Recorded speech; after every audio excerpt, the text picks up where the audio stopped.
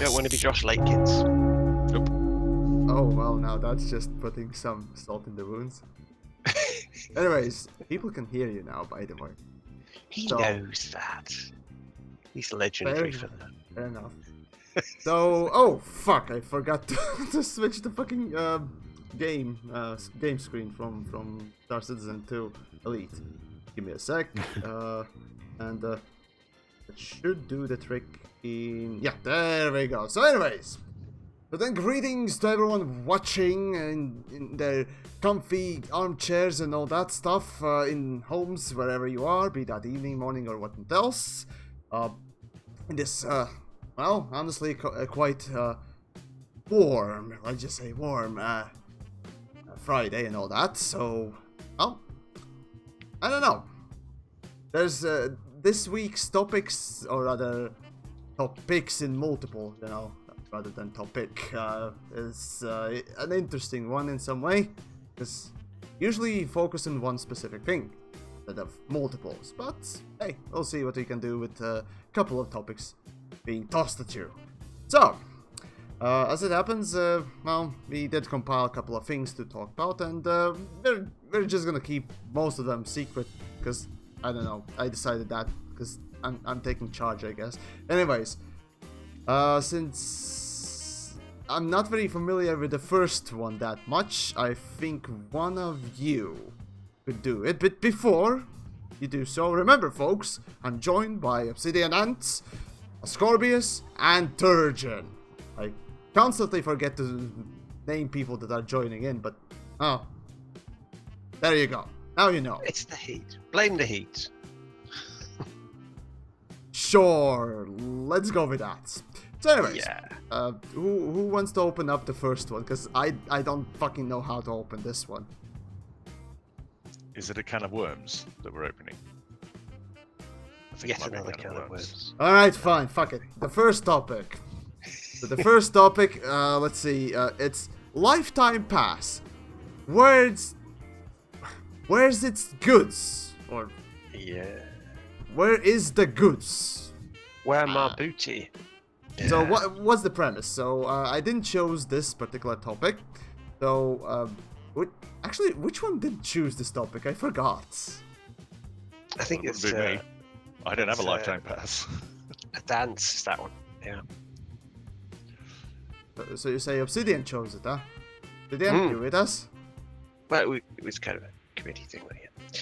Yeah, no, he's not. with Okay, us. fine. Then while Obsidian is preoccupied and all that stuff, Turjan, explain what this topic is about, or what did you want to?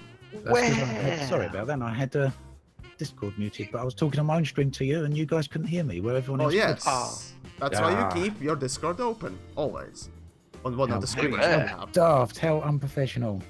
Nah, it's fine. It's Happens the heat. to the best of us. Blame the heat. Literally heat. today. Here's the heat. Happens to the best funny, of it's us. the heat. Literally. It was funny just now, Yamiks, because I was mentioning the heat, and you were acknowledging it. Ah, well, You no, didn't hear me, you you were weren't the talking to everyone only else. one. You weren't the Yeah. only one. Right, Obsidian. So, what is the first topic about? Right, so lifetime pass. We kind of talked about bringing this subject up. It's been brought up quite a few times on the forums recently, and a bit on Reddit. And I guess some people are getting a little bit impatient with not knowing what's going on with it. So for those that don't know, the lifetime pass has been available a couple of times to purchase, but basically it gives the person who purchases the pass access to all expansions for the game without an additional cost. So the pass was available for different prices on different times. Let's start with the timeline. So it was available first on Kickstarter time. What Yep. did it offer? So let's have a look. We got some. We Yeah, have a link yeah. here. We Yeah, could got read the out link. exactly what it says. Basically, though, what it was is during the Kickstarter time. Obviously, everyone was back in the game. There was different tiers, which is pretty normal for Kickstarter. A £5 pledge, which was just to show your support. What was it? £20 pledge to get a copy of the game, and a number of other pledges keep going up until you got to the £80 tier. And what that gave you was a copy of Elite Dangerous plus all future expansions, and I Yeah. think access to the beta as well. Right, so beta Let's see it there. or beta, the game, Yeah, so and premium any other beta. DLCs and other things that are coming out for the game. But basically everything aside from cosmetic items, you'd get access to that for £80. Yay, microtransaction! Yeah, everything Anyways, moving except on. for the microtransactions. Yeah, above that tier, it started starting at Founders World and having things named after you, all that kind of thing. Yeah, It was the best thing Alpha I Access loved. as well. The topmost game-based tier it was essentially before you started adding on extra bits. It was. Yeah, there Yeah. was this one pledge I remember from Kickstarter. I think it's still there, but it was have a dinner with the main dev bulk. I kind of skipped over that, which is interesting. Here's a little comparison, just a quick little comparison. Doesn't mean that it is about the whole same topic, but anyways. So Elite Dangerous has actually two £5,000 tiers, while Star Citizen had a 10,000 and a 5,000. Just saying that it's interesting how they both seemed a little off when it came down to these pledges, but well, what can I say? We all know how Star Citizen is and what it is now and that stuff. If you don't, well, at least I've talked about it plenty. Anyways, so lifetime pass. Yeah, so it was there for £80. Alpha started at the end of 2013, I believe, early 2014 for the initial game. So I think the pledge for that for Kickstarter was £200. So obviously every pledge above £80 included the lifetime pass. So it basically started at 80. But if you spent more than that, you also got the lifetime pass included in that. So everyone on Kickstarter who paid £80 or more would have got that lifetime pass. So Frontier sold it again in 2014. Looking at the numbers here, I'm tossing up the numbers. You're talking about several thousand people. There is quite a lot there, isn't there? I haven't actually. Yeah. In Frontier Expo, there were quite a lot of them, indeed. You're pushing 4,000, maybe even more. Yeah, for nearly That's 500 that. people at the £80 pledge, another 800 at the 85 pledge, nearly 1,500 at the £90 pledge. So yeah, a lot of people. A lot of people. Yeah, it was still available during the alpha and beta in a slightly different form, wasn't it? The lifetime. Yeah. So I picked it up at the beta, I think, at that point. I think that's when I pledged for beta myself. I didn't pledge that level on Kickstarter. I pledged in later on. So basically, even when Kickstarter ended, you could still pledge at those sort of levels, but it was through the Frontier website. But sooner or later, they closed all those pledging down. But they did start opening up certain things on their store, like you could buy the lifetime pass again. They offered, and that was just £35 or $50 at that particular time. I can't remember exactly. And when that was though. before Horizons, right? No, that was before the release of the main Oh, game. right. So That's the about second middle time of they released it. Okay. yeah, around about the middle of 2014. That would have been. I can't remember exactly how long it was for, or Oh, whatnot. it doesn't matter at this point. That's just a point in. But yeah, it was about the middle of 2014, and it was about $50. Okay. And I'm sure it ended around about July. They made a little bit of a song and dance about it, saying that it was going to end soon, so get in before it runs out. Of course, you always have to. Which is natural for marketing.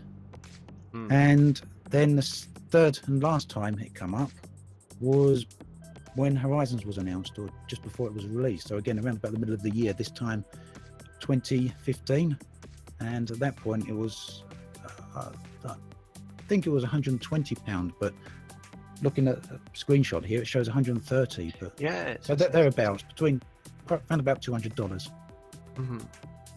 Okay. Now, and that I believe included Horizons as well. Yep. So my question, as a involved party, I suppose, or standing for the audience there, what's the problem, or what did you want to raise about this whole thing, the whole Right, so the subject's come up quite a few times on the forums recently.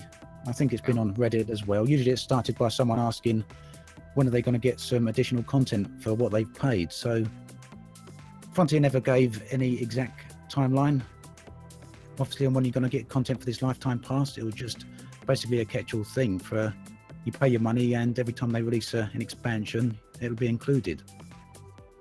But in the, what is it now, 3.5 years, 4 years nearly, there's been Horizons, and that's it. So it's left quite a few people thinking, you know, where's my value for the money? But to play devil's advocate, 100% of the upgrades have been paid for with your lifetime pass. That's true. Yes. I think there was a thread somewhere where someone, because Frontier obviously have to publicly publish their accounts, being a British company. I haven't got the thread to hand. I'll see in a bit if I can dig it out. But someone did go through it and show where Frontier had kept aside a certain amount of the money for the lifetime pass each year, and they basically allocated a certain amount of money every year to that. Right. So when the next paid for update, because they said that they only said that that this Beyond update was going to be free, didn't they? They said that this one's going to be free. They did touch on that they were changing their model a little. And I think is that what's got them. That's what's got people upset. If they're changing the model, you've paid for preferential. Well, it's not really preferential treatment, but like you've been promised all future upgrades, but now they're changing the way they do business. Is that what the problem is? Well, or are we just waiting for this Beyond Horizons bit to finish, and then they're going to be doing other things, like if you want to pay for atmospheric landings, or if you want to pay for space legs, because it's bolt-on gameplay that doesn't affect the main game? Yeah, from reading people's comments on this, and there's been quite a lot of them, obviously there's a lot of people who say it's not a problem, just be patient and wait. I think that's kind of fair in a way. Some people say it's a lifetime pass, so it don't expire until the end of your life, or the game's life. Yeah, so you can't really judge its value until that point, but then your own life, yeah, but people being people. If you get 2 lifetime passes, does that you have to come back, you have to resurrect. Yeah.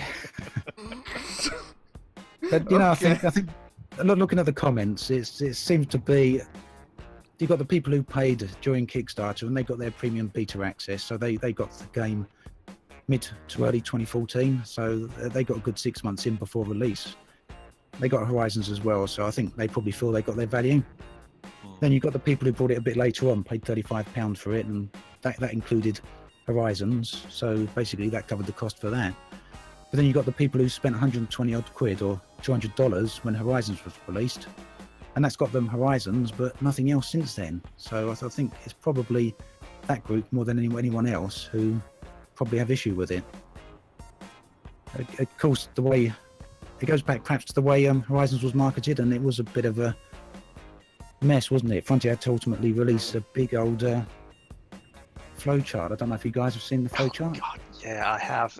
That's. I'm gonna put it in chat in the video. Oh now yeah, I can actually showcase what kind of a have a look at that. cluster. I don't know they how just many went levels for. of wrong that is. It I'd is like to a see very clear window into the thought processes of Frontier developments, though. If you ever wanted to know who the people are that came up with the crime and punishment system, look at that flowchart. So the flowcharts. Let's see, where is the image? There we go. I found it. There we go. I've got it as well. Hmm? So there we go. There's a little flowchart. This is an official flowchart. Remember, folks, the things that at least me and Obsidian, I think, are showing is an official float chart. The developers themselves put up to, you know, sort of showcase you what you're gonna get for what, just to make it less confusing. But what they ended up doing was just, well, make matters kind of worse, because when you start needing a fucking flowchart or a goddamn spreadsheet, Watch Dogs, you've done fucked up with your marketing. Yeah? Yep. And okay, This is real? I've never seen this. that Yes, is real. This is 100% real. Frontier put that out so that you could know what package to buy, what you've got, what you haven't got. They put it in a bloody flowchart. I mean, That's how fucked up the days of or rather before Horizons were. yeah, And I wasn't around at the time. Yeah. So there's this fascinating insight into their thought process in general. Essentially what happened is that when they released or announced Horizons, so many people were confused as to what they were getting and when they were going to get it and what the cost would cover. Perhaps part of it come down to the fact they called Horizons a season. And so you had the vanilla copy of Elite, then you had Elite Dangerous Horizons, and then some people were calling it the Elite Dangerous Horizons season. And then there was a lifetime pass as well, so you had a season pass and a lifetime pass. And people just generally started getting very confused over what it was they were getting for the money. So this image was posted by Frontier support onto the forums as well as onto Reddit, and it was also posted onto their FAQ support page. So it's a complicated flowchart. Yeah. To be perfectly clear, it's not about digging up the past here and crapping over everything. It's just giving some context as to why people are bringing this subject up right now. I mean, with 2.5 years after the release of Horizons, so obviously they did say they were trying to simplify things, didn't they? Yeah, well, must be what they were talking about. Yeah, because it's not too simplified then. So yeah, looking in my chat, I see different people. I don't know about you guys, but I see different people saying the different prices they've paid. Some people getting it early on, and some people getting it later on. Everyone paying different money for it. So from what I'm seeing, what I'm looking at these various forum threads, it seems at the moment once a week there's a forum thread about it, and Frontier aren't really saying anything about it. They've left a comment a couple of times throughout the year. Last year when they started talking about Beyond, Zach, one of the community guys from Frontier, he said there will be some premium content this year in addition to Beyond, so paid for content, but we haven't had any more details. And the other community guys on their live streams have more than once said they will be talking about it at some point. But obviously it's all rather vague, so it's that vagueness, that always that communication issue with Frontier, isn't it? It's that communication issue which I think is leading people to start asking, when are we going to get something? And I don't feel I've got a value for my money. Yeah, that's so the main issue, yeah. To sort of summarize what's the problem.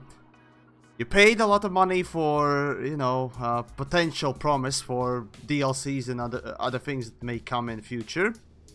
And only one has been, you know, put in place, that is Horizons, and that alone was even on normal retail price was sold for what, 60 quids, which is not enough to rectify, you know, that whole money you invested for the lifetime pass. So yeah, right now people are just wondering, it's been 3 fucking years, where the fuck is other DLC and things that, you know, you would ask others to pay and sort of reward lifetime pass owners?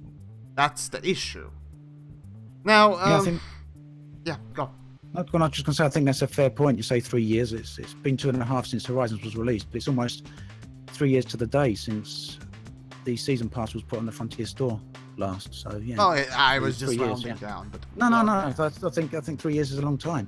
So is it because they've been spending time correcting some of the mistakes that they made with Horizons, like revisiting engineering and like redoing the planets and stuff like that? Because there was a few things that were quite broken with Horizons when it first came out. And does it feel like they've been on the back foot trying to fix mistakes where they could have been working on the next season, so to speak? That's actually the main reason why Horizons took 2 years rather than 1. FYI. Yeah, let's just put it out there. Just saying. No, but this is a real thing. So essentially Horizons went in a lot longer than it seems. Well, from what I've heard, from what I've talked with people outside and inside of the company, and well, as much as I managed to do so anyways. Yeah, Horizons, once it launched, it was tremendously buggy and all that stuff. And multi-crew as well, of course, but multi-crew was to a lesser degree, but even so, it was the most outrageous example as to how fucked it was. So yeah, they overestimated their ability to, you know, rather deliver the things that they planned, and so instead of one season, there was 2 seasons. Well, technically, you know, 2 years of development for that expansion, DLC, a season pass, what the fuck ever, season thingamajig that they called it.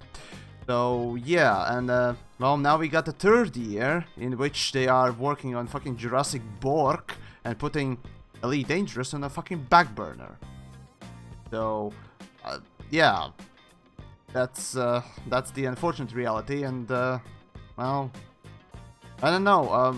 Of course, the next season, or rather the next year, the next expansion, or whatever developers want to really call it. At this point, I don't fucking care what type of title they put on it, because you can't beat Beyond Stupid Season. I'm sorry, but you just can't.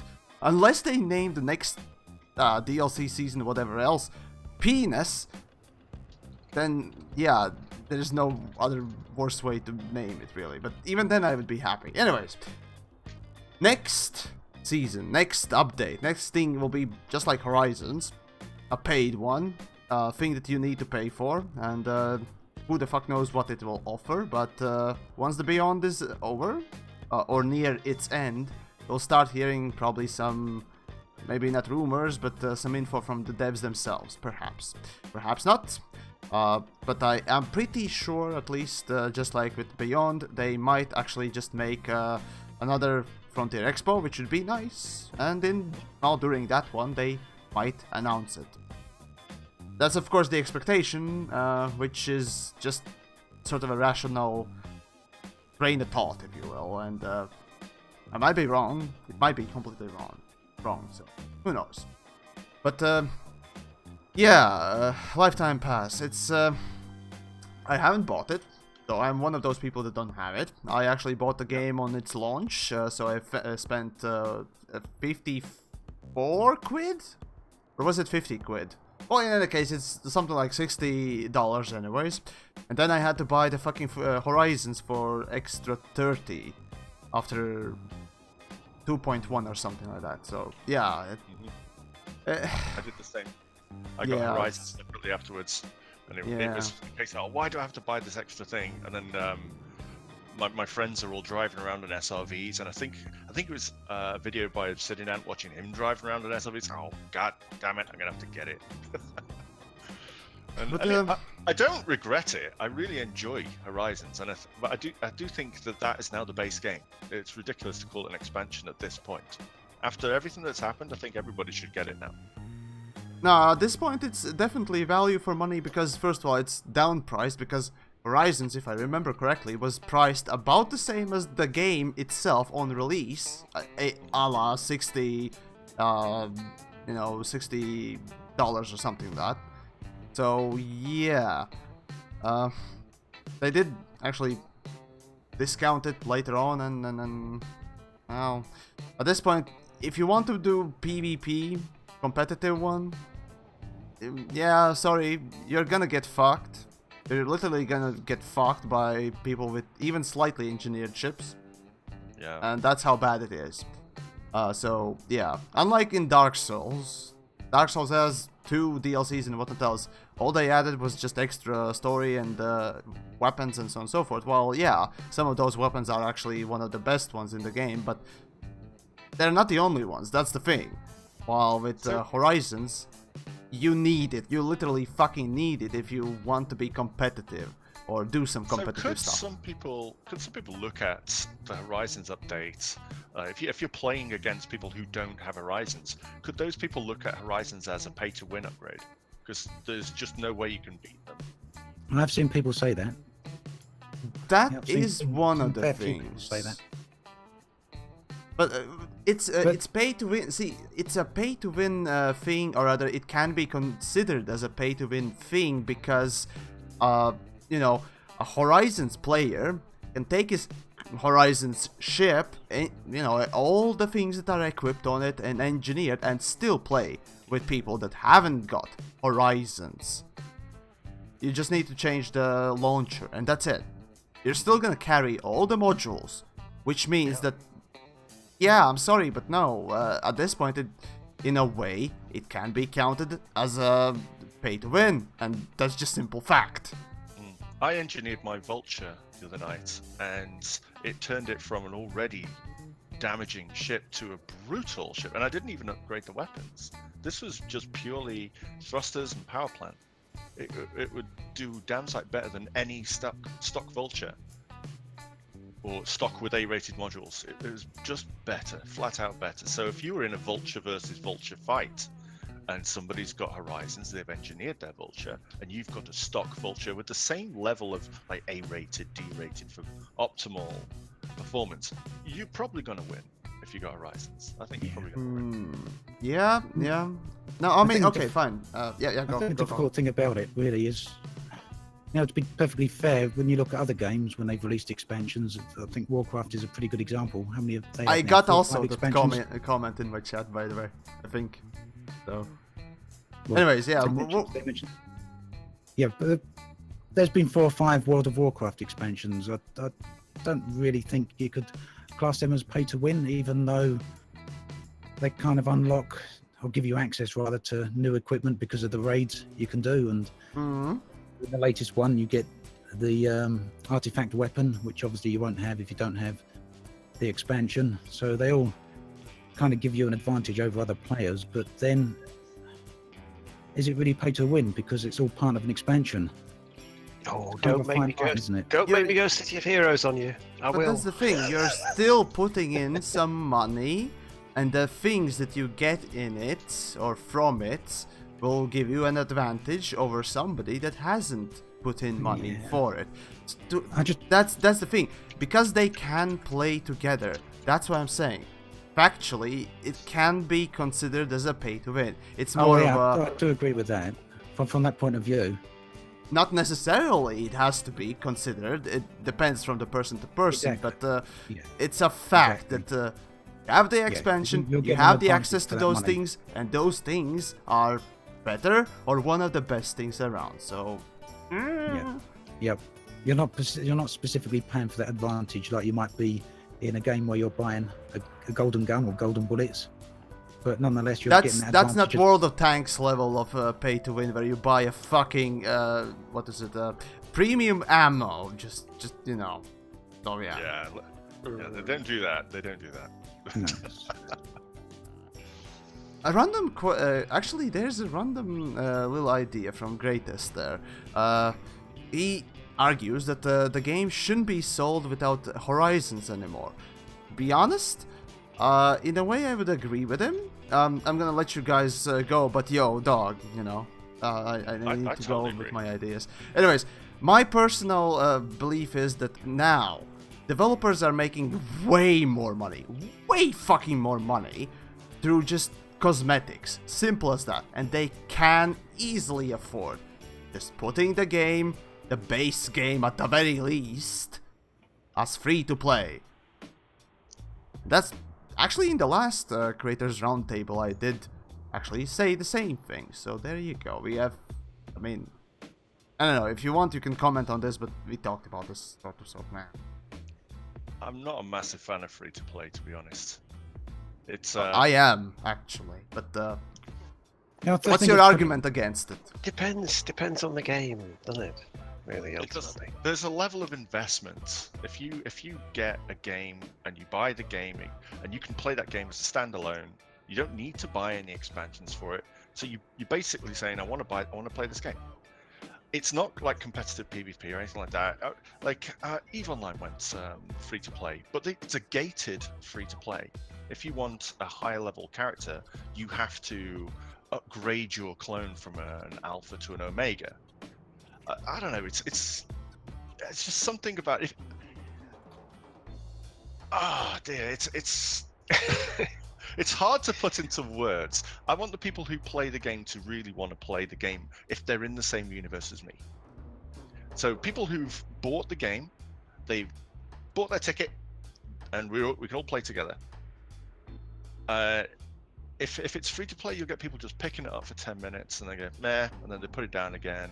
And you'll have absolutely no idea who's really into it or not. I just think it'll just be more chaotic, a lot more chaotic in terms of player base. I suppose. Free is nice, don't get me wrong, but... Actually, the whole free-to-play topic is quite vast, and I think we could easily talk about the game design and money design and all that stuff. Basically, the way they cash in stuff about free to play and premium and subscription base for fucking ever. So, to be concise, free to play banks on whales, which I don't particularly like. Yet, having played plenty of free to play games, there is still the level of sincerity and wonderment and good things about the whole type of payment style of for the business, basically, that works and has brought some wondrous things indeed. So it's a generalization and it doesn't apply everywhere, but I do indeed like the phrase, it goes something from given example freely to example. has no really. value.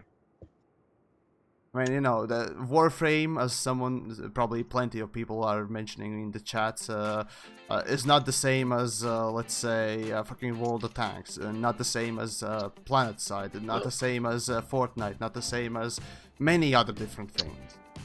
I mean, I will say with City Heroes, it started out as a paid subscription game because it came out just about the same time as Warcraft, and they eventually changed it to a free model.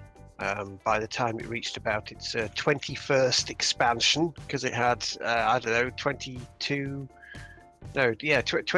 free expansions and 2 paid expansions, I think. How old is in that its lifetime. thing?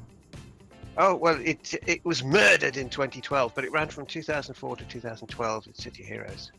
So it had 20-something expansions. Hold on, 20-something in expansions in just under, 8 years? Yeah. Yeah, You're exactly. fucking joking? This is no. That's actually what it had.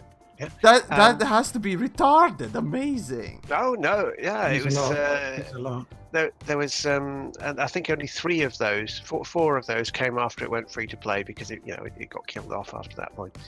But it's like, the only, hold on. the only real, they gave you all these new zones and things like that, but because of the way it was structured with the sort of different parallel universe things, you could only access a couple of the zones and the higher ranked stuff if you were a paying subscriber, but you could play through all of the ordinary content with 2 or 3 characters, because if you're a paid subscriber you get more and more characters you can play with, but you could play through all of it with ordinary characters free to play. You just couldn't have access to all the power sets and all the character slots and all the zones, but you could play the whole thing for free if you wanted.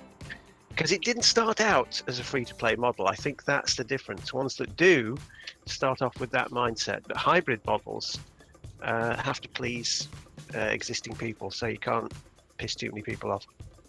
Again, this is talking about the game's evolvement over time and all other things. I've seen actually games go free-to-play, and a good example would be perhaps Evolve. Those of you that perhaps remember that garbage, but Evolve once it went free to play, it actually gained quite a massive resurgence of players, or gained that, and that just shows that, again, once the development has sort of ceased for the game, going free to play afterwards is not that bad of an idea, in fact. And when it comes to Elite Dangerous, the only real reason why I think developers are really not willing to go free to play is that there's no competition for them.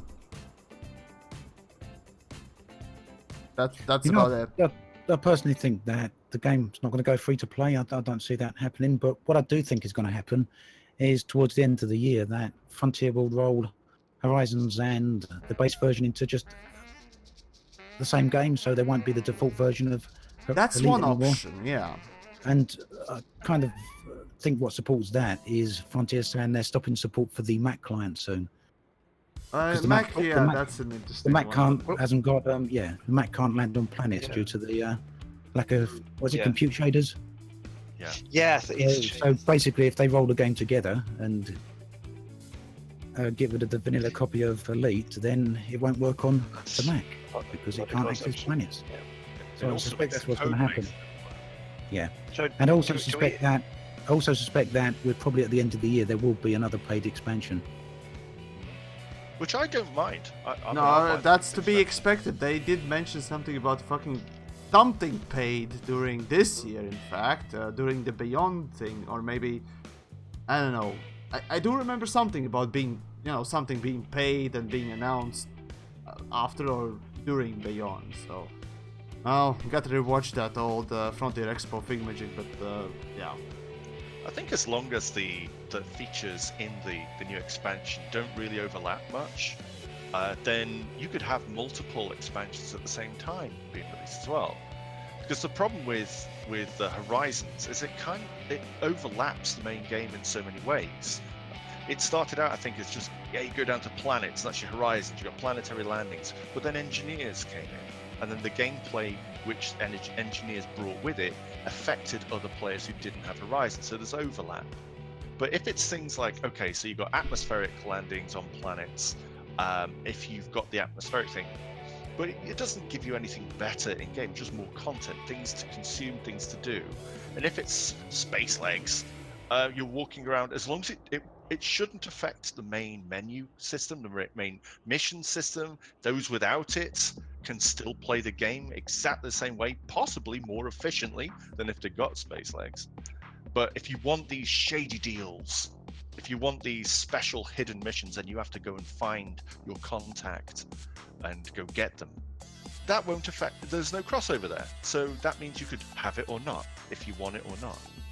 And I think that's the right way to do expansions if they're paid, optional expansions. Yeah. It's not going to pollute the main pool of players. I honestly think that's the way they're going to go. I mean, towards the end of Horizons, Frontier said more than once they're changing the future model. There won't be seasons anymore, even though they then released Beyond as a season, but I guess Beyond was free. But I think future monetized content, as in not cosmetic items, but future premium content, will be individual items. So whereas Horizon's got you a whole bunch of different things, I suspect what they'll do is just release something like atmospheric planets as a paid update, and then gas giants as another paid update, and so on. Obviously not as expensive as Horizons, a lower price point. That's what I reckon will happen. That may create some backlash, because again, Horizons, you can land on planets. Okay, now we got another expansion that's basically land on slightly different planets. Okay, why should I pay for that and not the other one, or both, right? Or why are not they together? Why are you segregating your games so much? Segmenting it. No. Because you can. Are you so fucking Some avarice? people... And that's how, again, I wouldn't recommend doing it, but the time has to go into developing these features. That costs money. So there's no reason why you should get an upgrade for free. There's no moral reason why you have to get an upgrade for free. So you can push more microtransactions. Otherwise, what's the point of them? No, to get more, even more money? Yeah.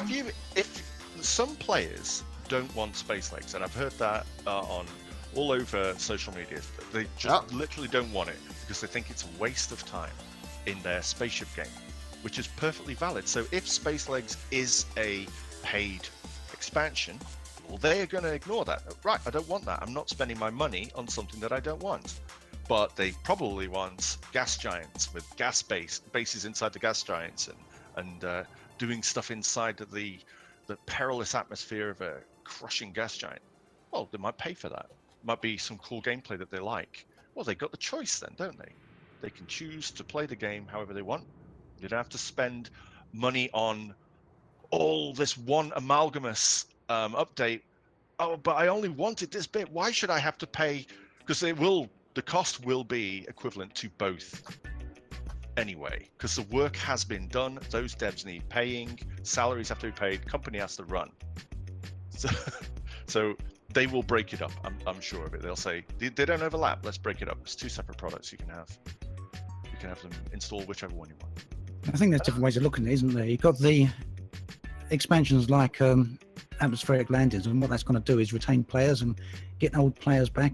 I agree with you, TheYamiks, that a lot of it's going to be about microtransactions, because they want, obviously, the more players they got, the more, yeah, exactly, the more players they got, the more paint jobs and all the rest of it they're going to sell.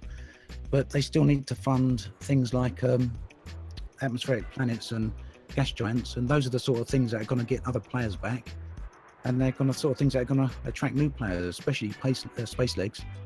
And once you've got those players along, then you've got more people who are gonna go to the microtransaction site.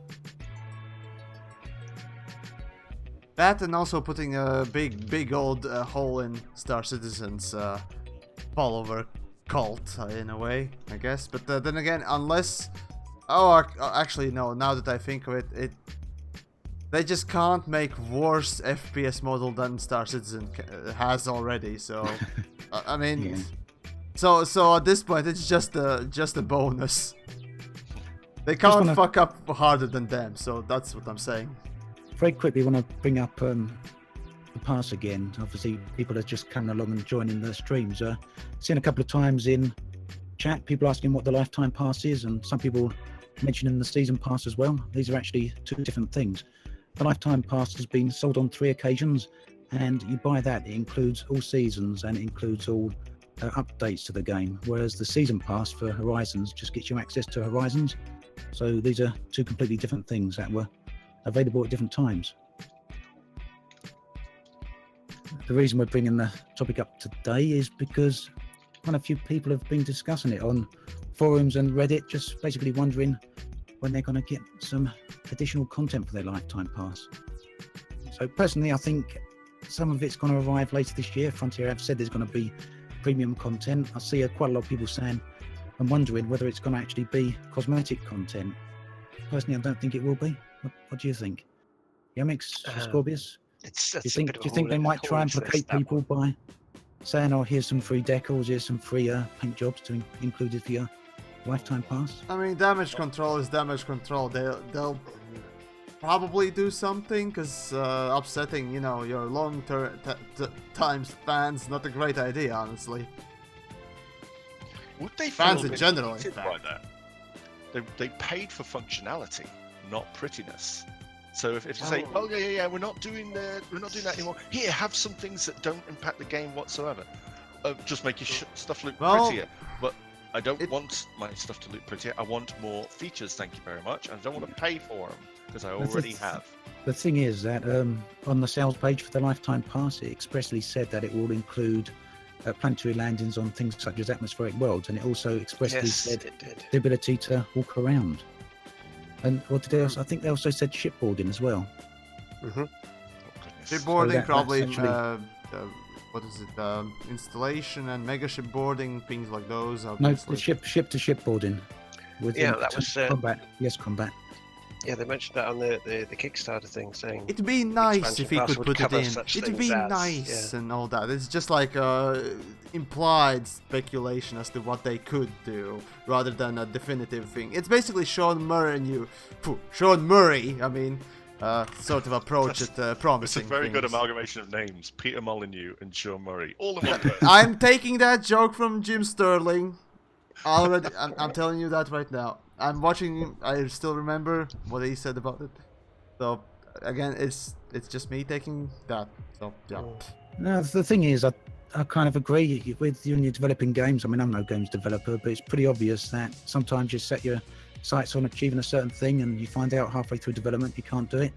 So if it's a real struggle. Oftentimes, it never comes. Yeah. It's the way it is. But you've still got people on the forums and on Reddit and on the internet who are saying they paid for space legs for their lifetime pass, and to be honest, they're not being unreasonable. It actually said that on the they spent money for something, so now please tell me, what are you actually giving me for that money instead of just a promise?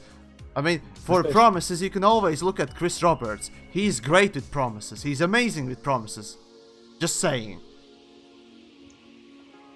So yeah, if they fuck up the whole lifetime, and again they won't, it's pretty hard to fuck up that sort of thing when you actually haven't really released any sort of information as to what you'll see or true. what you'll get. So when there's no real specific thing, I mean, it can be whatever they want or whatever they think up suddenly, like I think Squadrons, perhaps. Who knows? Does anyone have any information about Squadron Chats? No. There'll be a flowchart. Don't worry. Oh yeah, that's the next. Fuck me. Oh god. The thing with space legs, right? Going on to space legs. The problem that we have is SpaceX is already being done in EDRPG. So it's got to, SpaceX in-game has to at least match that. Because with that, you get out of your ship and you go into buildings, you shoot the baddies, you go and talk to people. As someone points out in chat, Space Legs has also happened in Eve as well. Yeah, but they pulled that. Eve? They did, Oh, exactly. you mean the Valkyrie Yeah. thingamajig? Different player base. Scorb and I were discussing this last night. That was the different Valkyrie mindset of Eve players. thingamajig, yeah? Or is it something else? Now that is a feature No, that is. no, it was the avatar thing where you had a sort of captain's cabin and your hollow me type character was wandering about in your cabin with your little trophies and things. And it looked pretty cool. It did look pretty cool, but it does run kind of counter to Eve's own lore, because the Scorb says you really, as a pilot, somebody floating in a tube of fluid full of pipes, you know. So the idea of wandering around in the cabin doesn't quite sit well. But there was a massive it backlash as looked well. good. It looked good. I mean, I wouldn't have any objection, but Did you see how expensive some of the clothing was? It's the ultimate irony of the phrase "my immersion," really, isn't it? Immersion! Floating in a little liquid-filled pod. Yeah. Well, I do remember that the pod was always located just outside your cabin. On that. Did you ever try Slurpee that? juice. Yeah, it was. What So- a Yeah, there's a little so you wonderful copy of the thing, pod indeed. just outside there. Yeah, so you could get out. my. And it kind of made sense, but yeah, everything was a bit on the pricey side. Yeah, so a jacket in an Eve, because bear in mind you're paying a subscription to play Eve Online, or you were back then. A jacket was the same as getting real world jacket, as far as I can remember. The only thing that was worse was Bethesda's horse armor for Oblivion. I think, was that for Oblivion? Yes, it was Yeah, Oblivion. Yep, it was Oblivion. Morrowind. It was Think- just Oblivion brutally and expensive. Oh, one of them in any case, yeah. Yeah, but so like in Elite, we've got like paid for cosmetics, like you want a pair of And glasses. now it's more accepted because, again, it's been pushed on players, consumers so much But that now it becomes a commonplace, basically. But it was nowhere. Now it's nowhere near as expensive as those items were in EVE Online. It was brutal. So yeah, you want to change your jacket? Yeah, you want to change your top? $60 monocle Give us in some money. EU. What? is this like Star Citizen levels of money grubbing? Seriously? It could be that Chris Roberts played EVE Online and went, Maybe. you know what? Hold my beer.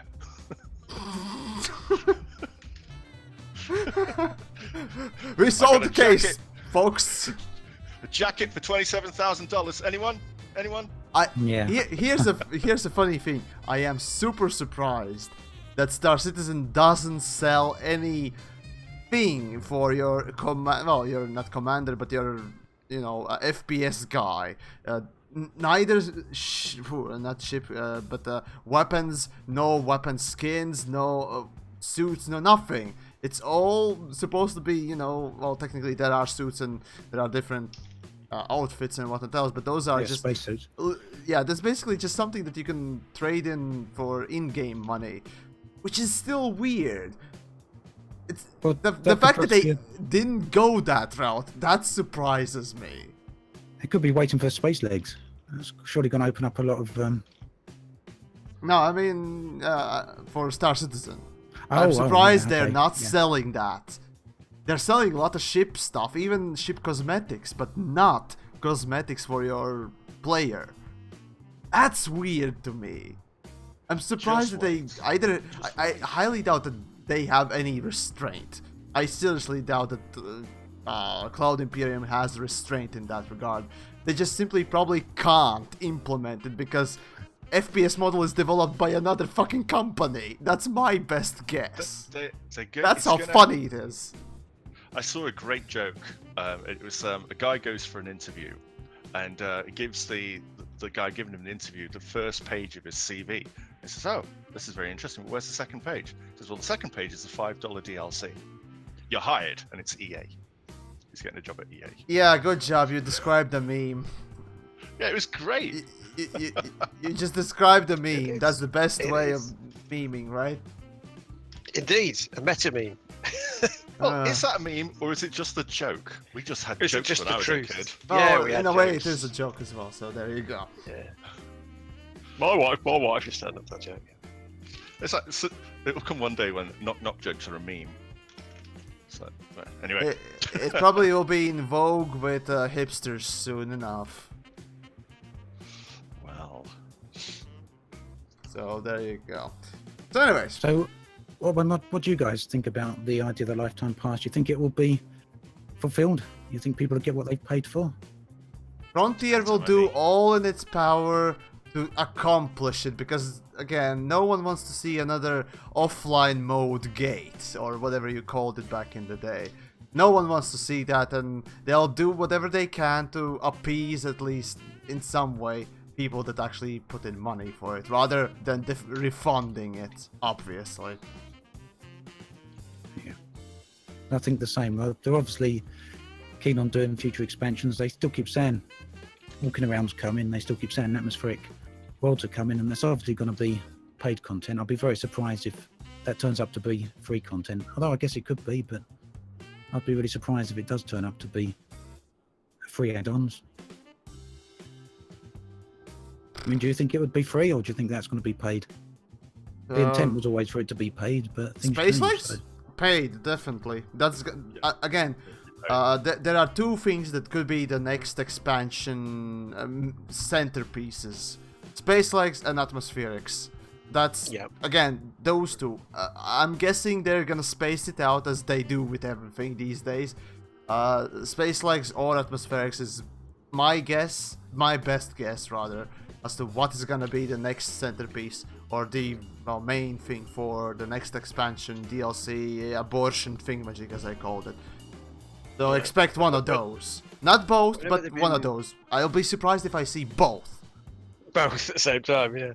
But whenever they were originally talking about what were going to be the paid expansions, it was always talking about atmospheric landings and space legs, and saying it'll start with non-atmospheric worlds that you can land on, and then it'll expand to blah blah blah.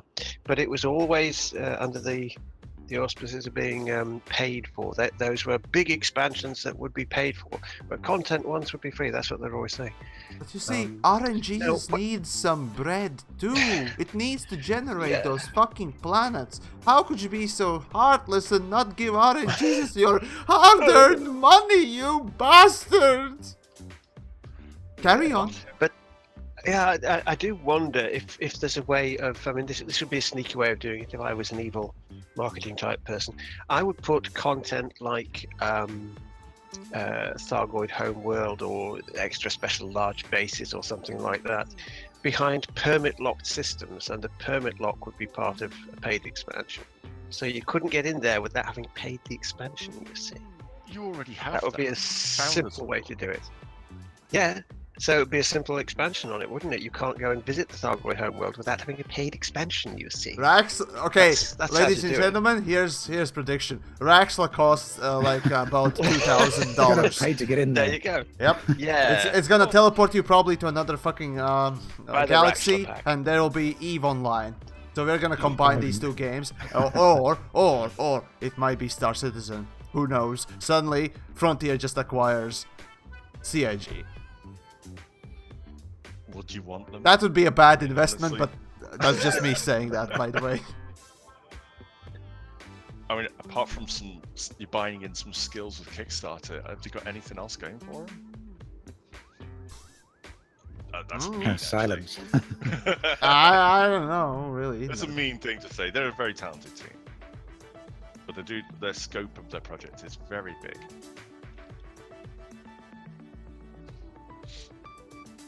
And so there's more silence. So continuing on then. Space Legs is the next topic. So what's needed to make it work? Okay, whose topic was this one?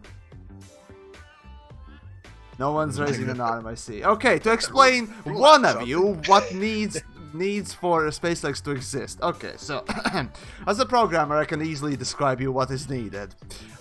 Give or take, right? So first of all, you need to code, forward movement.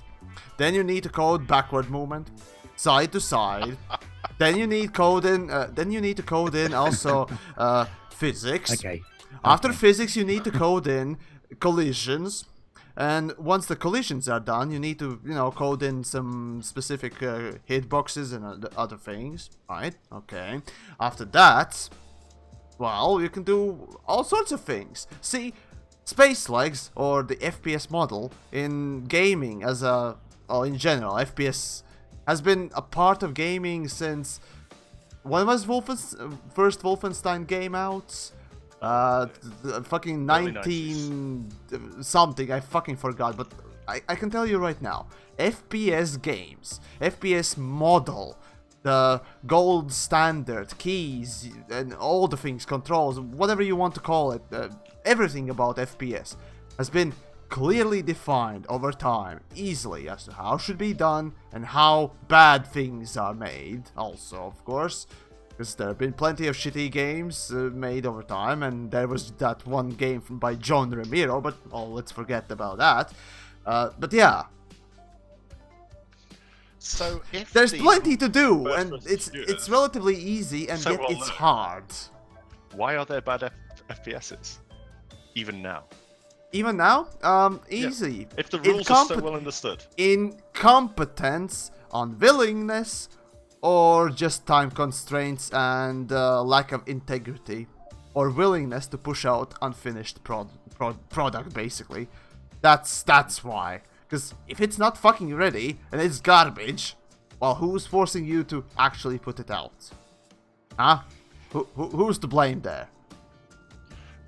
Well, what sort of content would you like to see with Space Legs? The simple shooting mode, of course, that'd be nice to see. I mean, sure, my perfect sort of a game for Elite would be, Counter-Strike controls or Half-Life controls in, Elite Dangerous, alongside some Crisis levels of, nice-looking graphics and all that stuff. Essentially, again, I'm describing actually what Star Citizen should be, but it's not.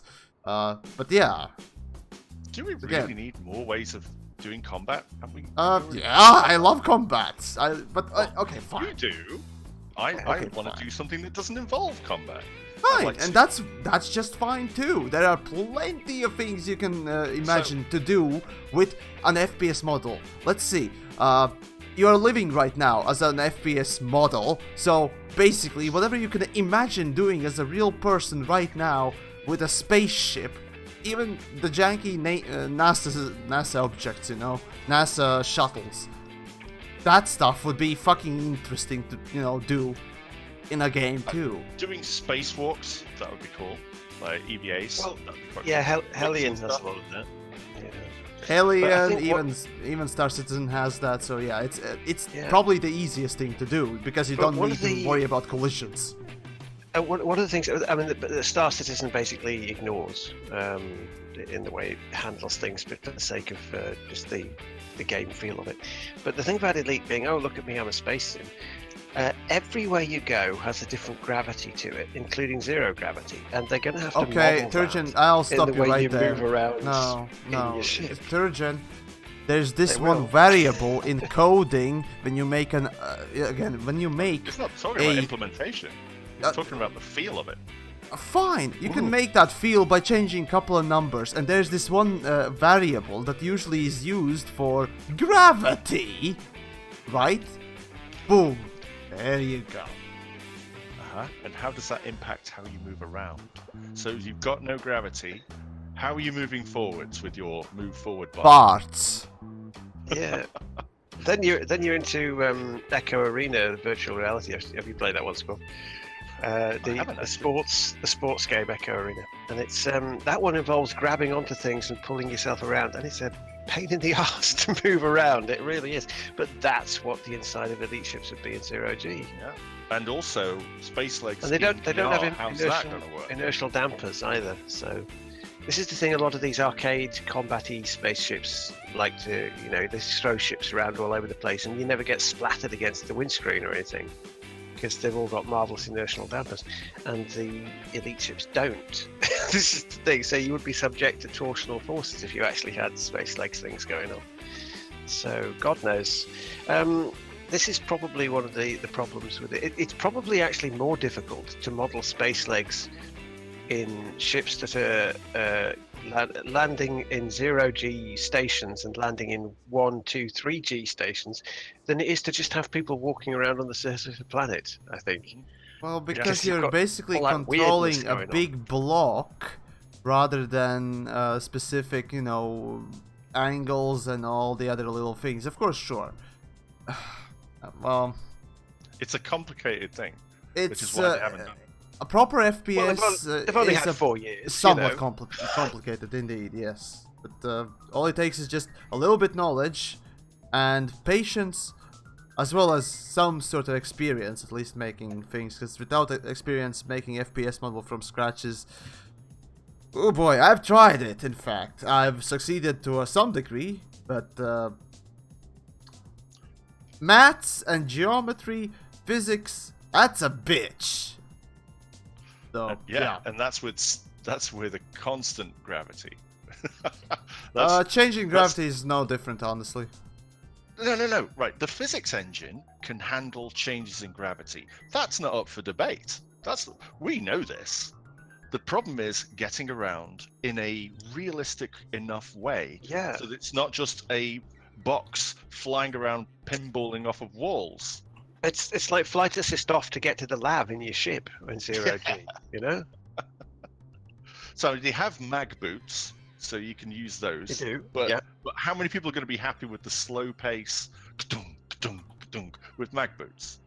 I enjoyed the Alien Isolation and even those parts about what you were talking about. So yeah. Right, so have you seen how big the game Alien Isolation is? The code for the engine and all of the art assets for close-up detailed interiors, plus all of the game mechanics, plus all the things that could be scripted, plus all the AI stuff. What Space Legs will be is another game inside of Elite. Indeed it will. Extra game. Indeed it will be. It's not easy. It's not a trivial thing. It's definitely not easy, but it still can be done. It can be done, and if they do it wrong, as you have attested to earlier on, and they often do things wrong, as we've already I'll complain established. so much. I'll complain. I'm super critical. This again, when and if Space Legs ever comes out for Elite Dangerous, that's gonna be the most sort of criticized piece that I'll do ever, because I'm an FPS player in my heart. That I started playing, I still play, and I enjoy the most FPS games. And if they fuck it up, well, you're gonna hear the most stuff out of me than anyone else. And other players as well, because there are a lot of FPS players. They'll just echo whatever I say. Because again, I'll lay down everything if need be. Go on. No, go on, carry on. I was going to say, it's probably easier to do atmospheric planets using the tech that they've currently got to generate forests. That's actually what I was just going to say. Cities. It'd be easier. We're just going to say the same. I suspect it's one of the reasons why so many people expect Space Legs to be a lot further down the line than atmospherics and other such things like that. I do really too. Sweet. It'd be really sweet if all this time we think that they've been only working on Jurassic World or Jurassic Park, whatever it is. I haven't bought it yet. We think that they've been diverting resources away from the game. That's why it's been so quiet. What if they've been working on the engine to make Jurassic World, but they've also been saying, we're actually putting the Space Legs code in. It's going to take, because it is a full game, and it's going to take us a year to do this. So everybody, keep them quiet, right? Let's just keep everybody calm. We're building this. Nobody panic. Oh no, they're panicking. Oh, quick, here, have a dinosaur game. I think it's worth remembering they actually started working on The Outsider quite a few years back. Can you remember that? It was basically like a GTA game. It was a Frontier game, and it actually got through to release. But it was going to be a big deal. It was basically like I guess like a GTA open world game.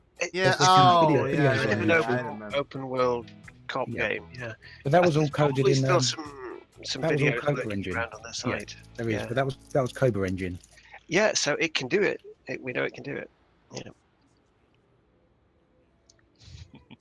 Well, again, just wait and see. So again, it's just we don't know. We just can sort of theorize, speculate. That's So all we can do. I do think that's part of the problem, though, with the communication we get. I mean, they've been good lately with. Sure. They've been good You're lately not with seriously but suggesting a problem with Frontier's communication there, are you, Mr. Ant? never, No. never. I'd never do that. Good Lord, no.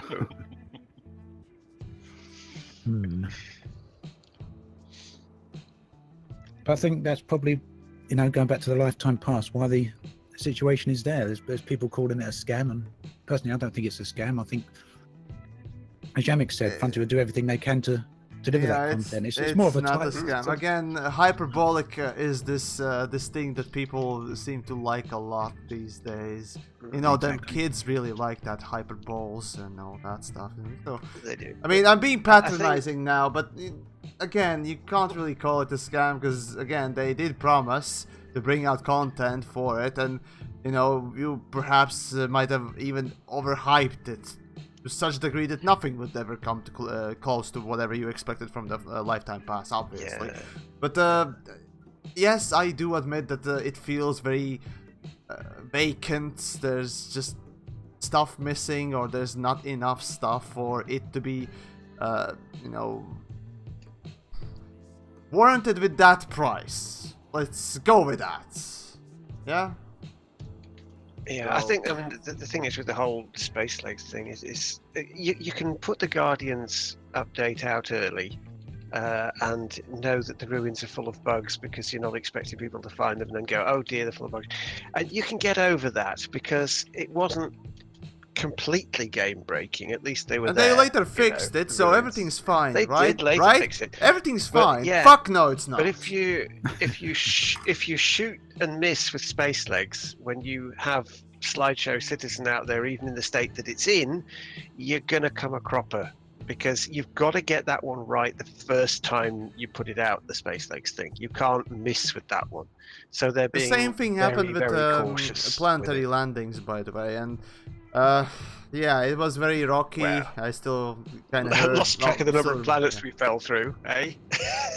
So yeah, that's SRB even though floating around the corner it of was the planet. buggy, it was still all been there. accepted. So there is some tolerances, of course, for mistakes and other things, but I don't know. I'll be probably one of the more staunch criticizers and what else. So yeah. I'm one of those that will just whine about things. Well, I don't know. Turjan probably will just sit there and say, it's alright. Oh, no, we won't. I know, but I'm just putting it as an example. I mean, fine. Ascorbius will sit there and say, it's alright. Yeah. No, it won't. So, No, if it's bad, it's bad. I think that's the thing. I can't actually think of one YouTuber or Twitch streamer that hasn't I something can. negative. Oh, now I think of any? yeah, I can think of definitely one. Right, better not name anyone. Oh, I'm not gonna name anyone else as well, but there's No. yeah. Yep. Wink, wink, nudge, nudge. I should have brought that one up. Again, I think all of us know the person that we're talking about, and just in case the person listens to this, we don't mean that in a bad way. Remember, it's just funny to mention it. It's like fun mentioning me beating a fucking dead horse. So, anyways, we're not just talking behind anyone's backs, or at least we don't try to. But the Ascorbius just needs to, get this shit in order. Just saying, What are you talking about? What have I Oh, done? I said nothing. Anyways, moving on. Moving on. Swiftly. So NPC flight crew, permadeath, is it good or bad? Why is it? Why does it need to be false dichotomy? I don't know, but Turjan, what do you think? Is it good or bad? Well, I mean, it's one of these things that it kind of makes sense to me. If you want to go with my, oh, look, everybody, we're members of the Pilots Federation and we're very special, which is what we should be in the game, then it means by inference that your NPCs aren't special. So you've got this marvelous transwarp escape pod that dumps you off at the system whenever your ship gets blown up. They haven't, because they're just NPCs, you see. So in game lore terms, it's actually okay if they end up dead. But from the point of view of... But don't they have a ranking? Okay, so they do. I have an They answer for all of this immediately, so I'm going to go last. I'm going to go last. They're not commanders. But I'd say that the problem with them is that the permadeath that they've got is actually pretty meaningless. It's annoying at the moment because you lost somebody that's ranked up with you, and it costs you less to pay them than it would to get a new one at that rank. So that's what it is. It's annoying more than anything else, but you still don't have any sense of genuine attachment to those NPCs. There's nothing tying you to them. So if it was someone that you'd actually done missions for or with, or you'd had to hire and you'd had to have a mission to get them on board your ship, or they've come because you helped out the family or something, if there was a stronger backstory or something like that, then if they died, it would mean something, and they'd be hurt by it. Now, I'm not saying that that's a good thing or a bad thing, but it would be a more thing than it is now. At the moment, you've got this nebulous nothing where the NPCs permanently die, and you go, oh, I like that guy. Oh, well, I'll go get another one then. And it doesn't actually matter that much. But if they just respawned with you, they'd be even more invisible, because you just take them completely for granted, like they were a piece of the ship. So it's one of these tricky things. There's pros and cons for having them die and stay alive, but the staying alive one is really a shallow option, which is probably why they'd opt for it. But anyway, it's that's the thing. It's one or the other. Okay, let's go with the Ascorbius. What do you think? Is it bad or good that NPCs, your multi-crew, asshole that not your multi-crew, but your NPC pilots that you hire? I'm going to springboard off from what Turjan was saying. I like the fact that I can take an NPC crew member. I don't like the fact that they're stuck in a trunk in the back where I keep all of my rotten vegetables.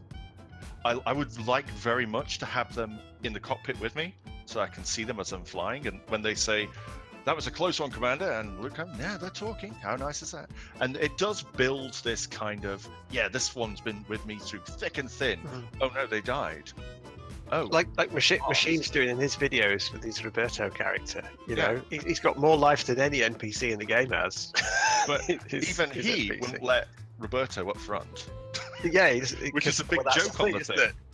Yeah, you can't let him on the bridge. He's not allowed on the bridge. If you can see them as opposed to they're just the slave that you whip and then they go out in the fighter, or they take control of, they can get on the bridge while you're in the fighter, but they must be back in the box by the time you get back. Yes, you're just not allowed to. You can't meet them in the corridor. God forbid. No. How dare you?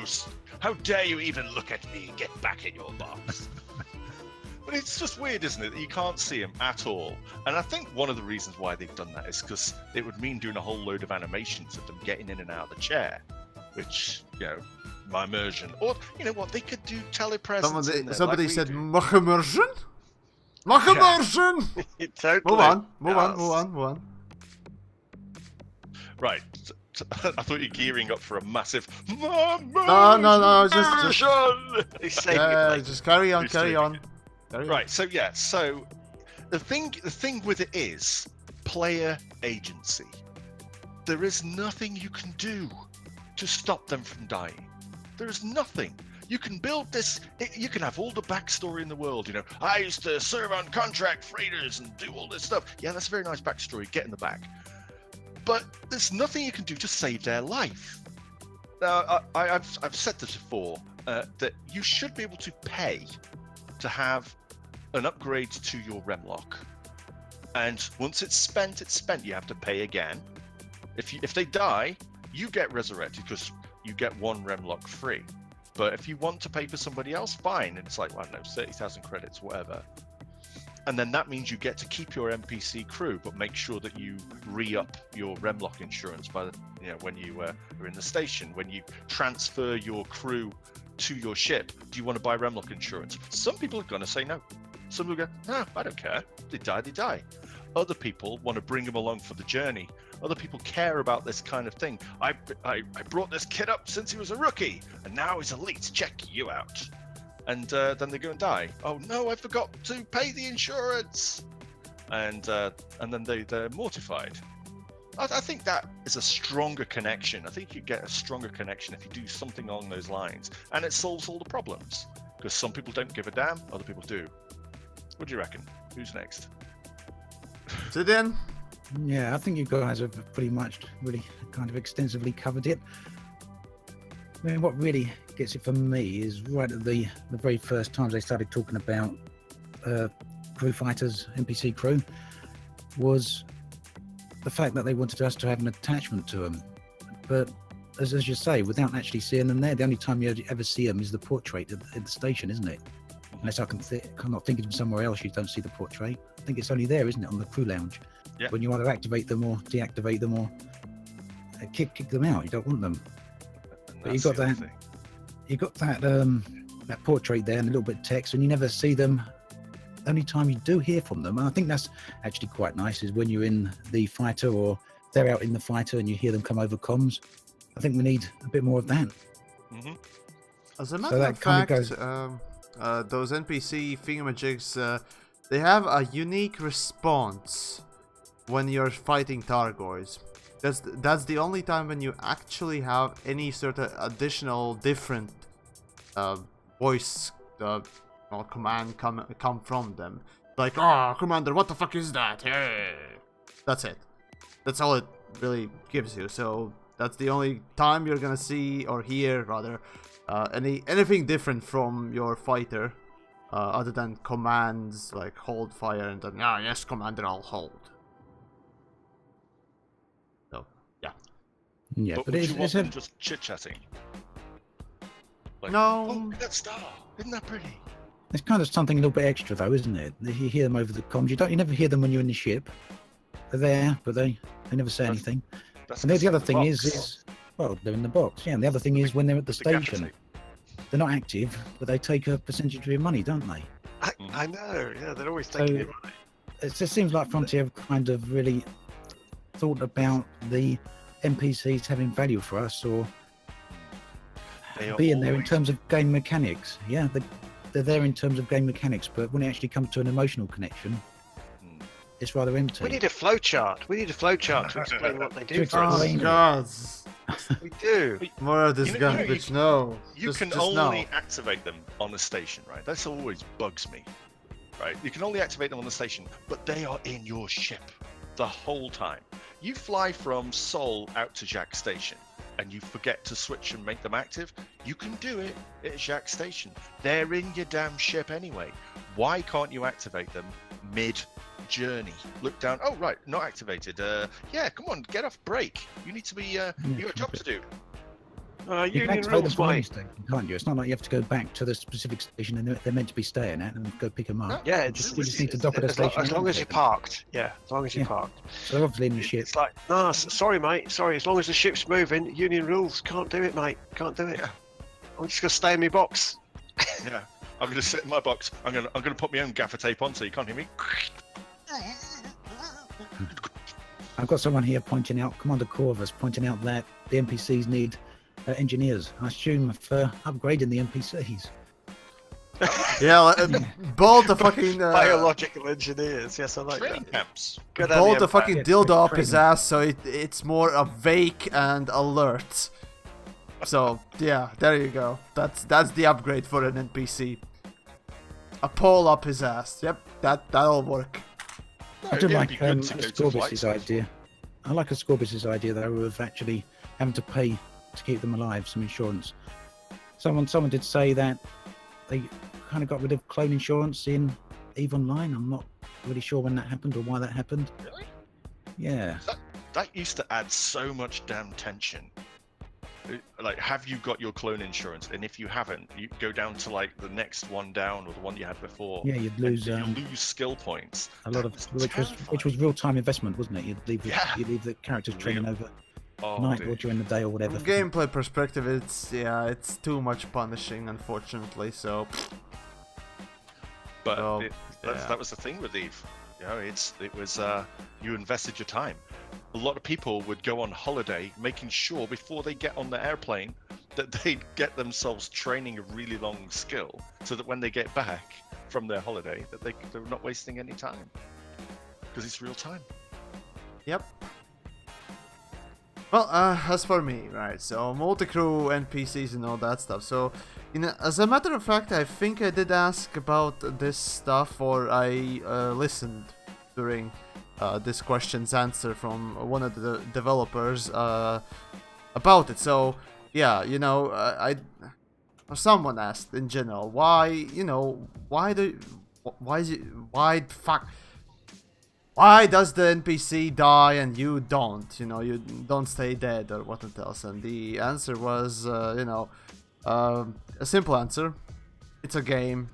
It's for gameplay purposes. That's why you resurrect and they don't.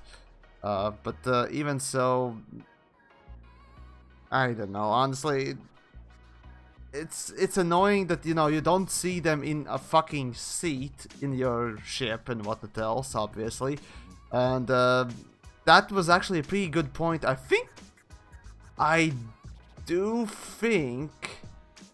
did raise a question about Keelback back in Frontier Expo, and I was asking one of the developers about the free Keely stuff, and the question was basically, a multi-crew member actually needs a fucking seat, while in Keelback, you don't need a multi-crew seat to launch a fighter with somebody controlling it, because NPCs are there. So where the fuck are actual NPCs going? Because multi-crew is telepresence, a hologram, while NPC is an actual being there. And from that, also, yeah, the question came why, your character doesn't, why does your character actually resurrect, so to speak? So, the answer was simple, and that was, again, gameplay reasons. Well, just to, make gameplay. That's it. I'd be pretty pissed off in Star Trek Online if my bridge crew died every time that they actually died on an away mission. Because, you spent a lot of time training your bridge crew. Turjan, remember, all of them were just simply red shirts. You sent incompetently all the fucking red shirts there. This is the irony of it, because, Star Trek's full of red shirts that die, but you only ever see them in the actual game in cutscenes. Crew dying and saying, oh no, there's crew died, because it's a plot device in a cutscene. But your own bridge crew, your own bridge officers in Star Trek Online, you train them up, they stay alive, they fall down in the middle of combat, they stay lying there until after the combat, and then you go and shoot them up with a hyperspray and they get up again, because you've trained them for like months and you don't want them to be dead. And you need to have the same thing with elite NPCs that you can actually feel some attachment for. It's a cheap way to get some depth into the game, isn't it? I mean, not much effort involved in that. You want some depth? There's some depth. Easy. Yeah, it just seems to me that they've thought through the mechanics of it, but not the emotional side of it. Like everything else in the game. Are you really telling me that you're attached to RNG's farted out example of lore for the character? No, really? I'm not, and that's the whole point. That's exactly it. There you go. Yeah. With minor tweaks, you could make them not random, and players would be attached to them because they'd actually have some investment in them, and they'd go, "Oh, my real NPC." And then you could have them not die, and you could get that buzz, that satisfaction of, "Hey, I brought my guy back from the brink of death. I saved him." And it's just little emotional hooks like that. You put a few of them into a game, and you've really got people hooked with the cumulative claws into them. But Elite is like a declawed cat. It doesn't. There's no hooking. It doesn't grab you. That's the thing. Missing all of those little emotional hooks. There's another example here. People just mentioned in chat. We said about crew insurance or additional remlocks, but you often see the the escape pods floating around in space. Yes. Where do they come from? Well, our crew could launch into them, couldn't they? And we get a certain amount of time to go back and get them. Yeah, that's a very good idea. They're just people with more importance. Mm-hmm. Got more value. Probably, yes. They actually have value. A lot of value. I mean, there's no other explanation really. So there you go. I mean, they're already in the box, so just launch it. Easy to carry. Oh my, Launch it out there. Personal narrative crew, says Becky. Maybe, yeah. Alright. So yeah, we don't need multi-crew being constantly dead. How about that? Yeah, that'd be a good gameplay reason, wouldn't it? Oh well. So we move on to the last topic for the last half hour. Yeah, sure. Yeah. Okie dokie. Well, I guess I go, or... Oh, fuck it, I'll go. Yeah, right, so, there was a little article a little while back, where they're basically an interview with Braben. As you know, there were a couple of questions about the general things that the company does, that he does, and all that stuff. I can't say that I read it all, but I skimmed through it basically. So correct me if I'm wrong. In any case, during that whole interview, Braben mentioned a couple of, well, basically two interesting things for at least us, the mere mortals in some way, that are looking at the company generally. So the first one was that Frontier currently is working on 2 other games.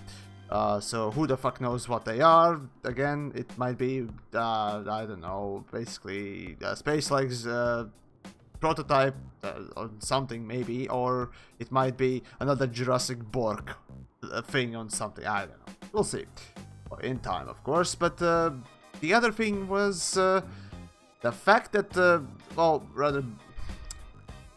Braben, I suppose, envisions it in some way, or... Oh, thinks about it, or rather considers that they might, the fucking Frontier, that is, in general, could become a third-party publishers in general, for video games. So thoughts? Any problems with this? I don't see any problems with it at the minute. They've got the expertise for publishing. Yeah, they're looked up on. They're very well respected in the industry. Small game developer companies could go to them and be published using their marketing expertise, their presence, access to funding.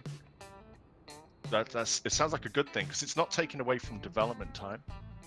And it's basically, while you're developing parts of the game, your marketing department, especially for an established game, isn't doing as much when they are on the lead up to releases, but the rest of the time you could use those resources, those marketing resources, to help somebody else and then take a cut of the profits. I don't see a problem with it.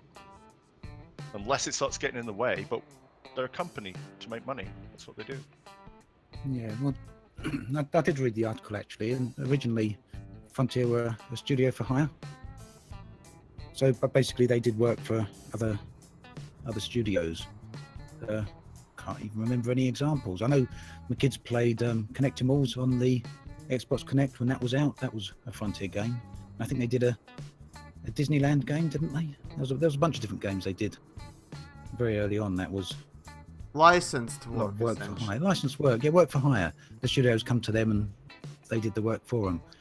And they wanted to become a self-published studio, which was what Elite was all about. It kind of put them over to that, and they completed becoming a self-publisher with Planet Coaster.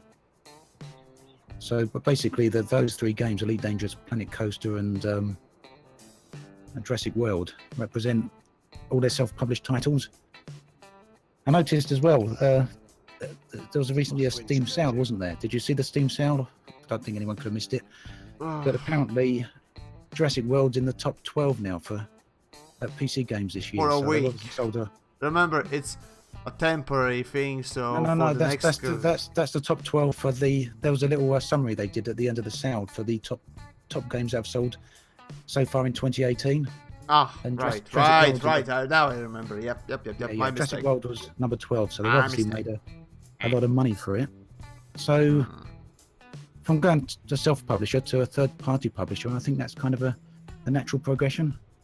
I don't think there's I mean, Steam I did don't think it, there's a so problem with it. yeah. Of course, Of Valve, course, yeah. that is. Fuck.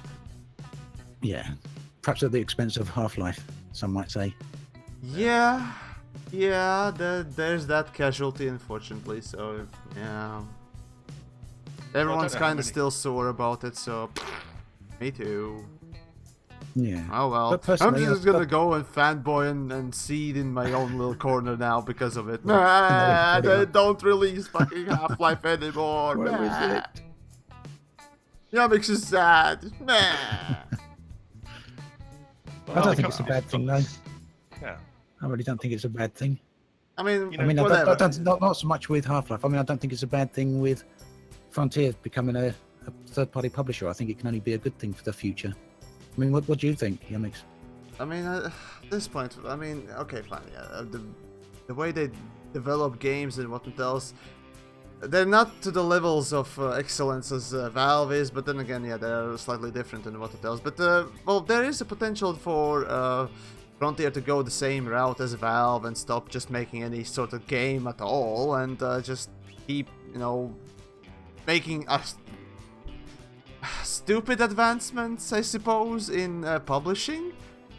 But, well, giving their market share, yeah, they're still on the top of the game, and so, well, they can afford, I suppose, in some ways, not to have any standards or whatnot else. But, yeah, essentially, who knows, one of these days, maybe Frontier might become the next, you know, Steam developer, or something like that, an online seller, basically, so...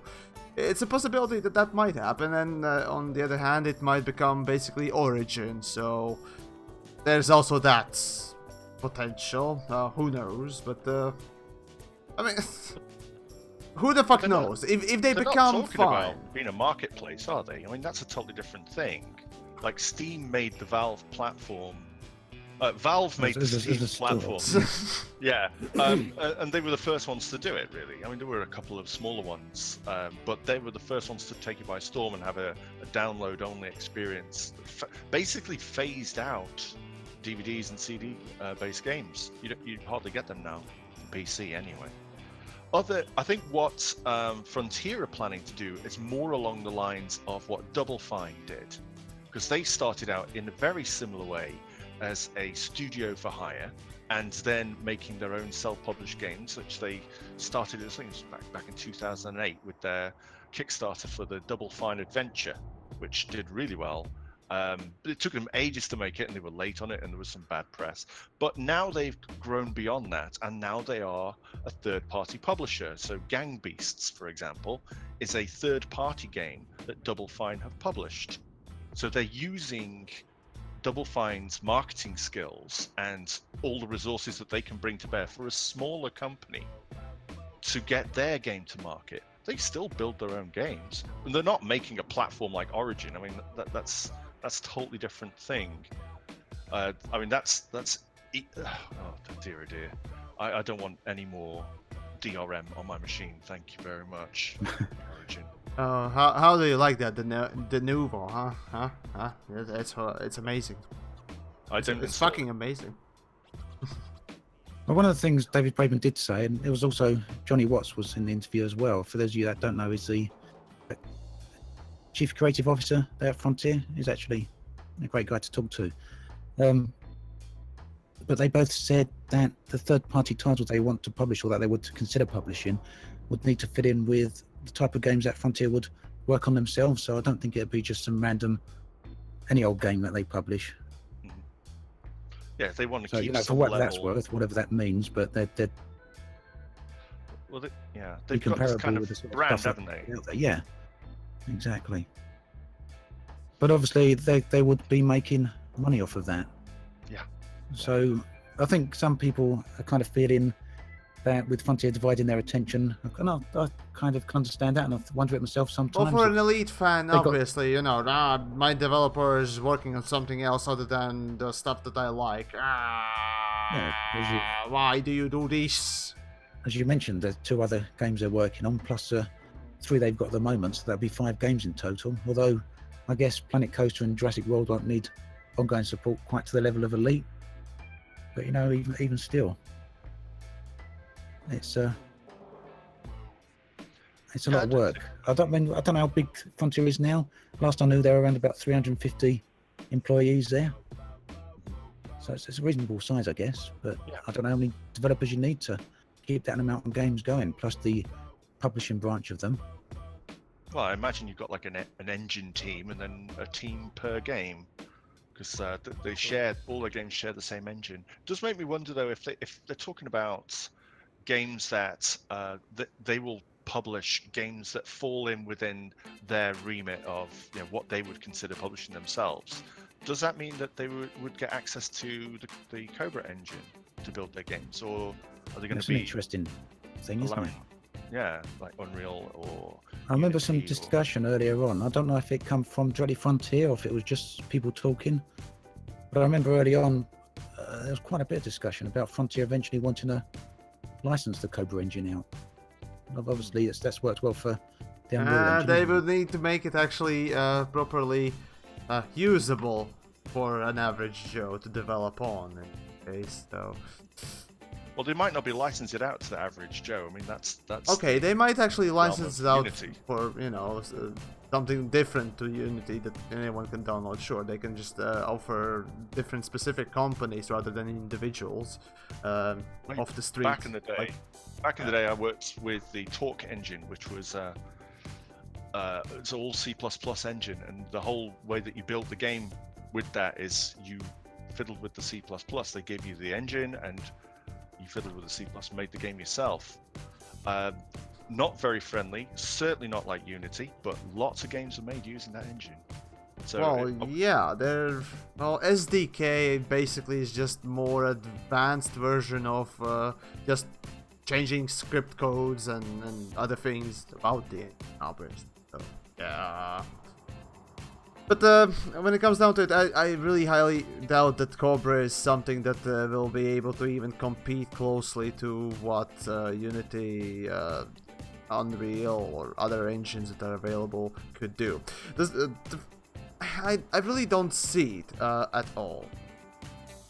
There's this very flexible engine though, in the sense of the different type of games it can create. I mean, like we said early on, they obviously tried to get an outsider on there, so you've got a third-person open-world city type game there. You've got a massive one-to-one galaxy, and then you've got theme park builders. I guess they could do a city builder if they want. There are 2 theme park builders, not.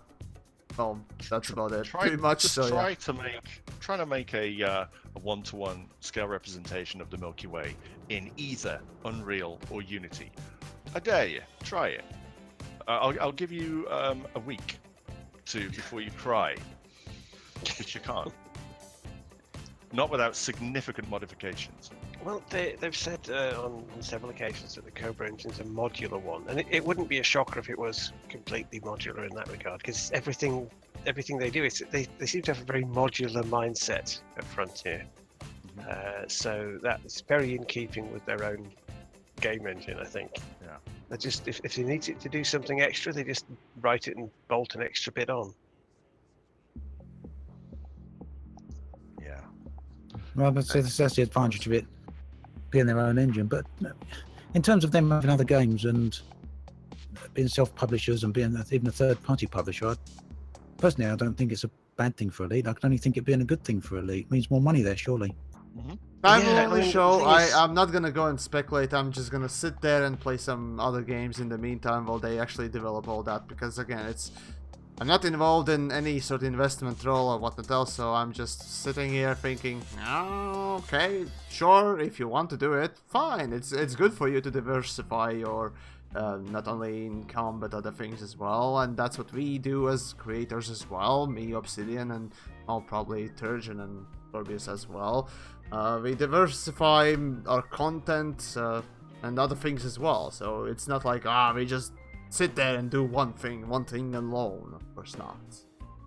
So yeah, be that real life, not real life, or whatnot else. I don't know, telepresence or something else. So yeah. Well, I mean, it's a thing. It's another one of these little things that just raises a smile because people are saying, "Oh, Frontier, they're too small. They don't have enough people allocated. They're too small a company. They can't put people." And then Frontier say, "Well, we want to expand and become a bigger publisher with more." And they say, "Oh, well, then you become too big. You're too big, and it'll be impersonal, and you won't be." And you think, "Well, come on, you can't have it both ways. Come a bit of a slack here." Just because you're small doesn't mean that you can be very personal. Look at Hello Games. Just saying.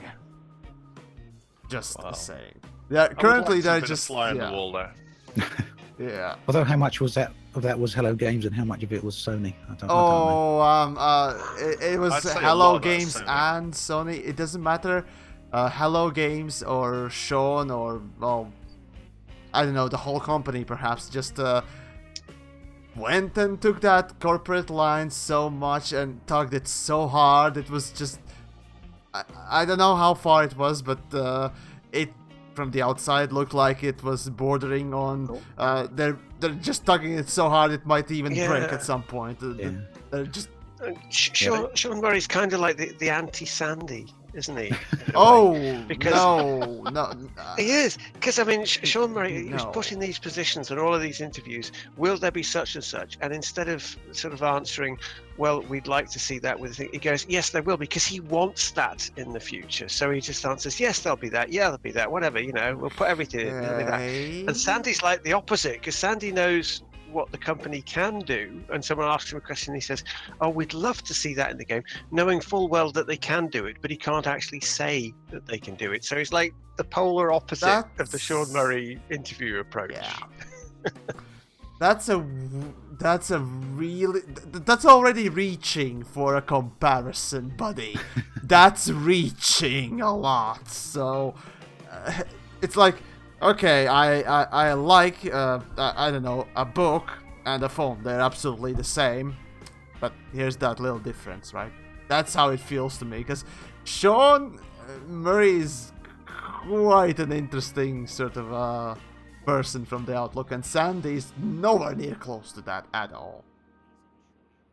But, comparing that's just me not making stupid comparisons. Just saying. That, to me, was kind of stupid, really. Yeah. I don't think Turjan was comparing personality though. No, not only personality, but also the way they work and the way they present things and all that stuff. Again, it's just me seeing that as a very reaching sort of a argument or comparison. I would say. I mean, sure, you can compare it in that way, but there are better ways to compare it. It's like. Here's an interesting bit of stat there, just sorry, quickly interject, as we're talking about the size of Frontier. There was one of the guys in the chat just said that Valve, in terms of employees, is about the same size as Frontier now. That doesn't surprise me. Valve most likely is bigger. It has to be. Come on. Well, I haven't checked myself. I've gone on what the guy here said. Probably somebody will check that somewhere. So yeah. Well, but I do think that Valve has to be for 400 people. That's quite a size.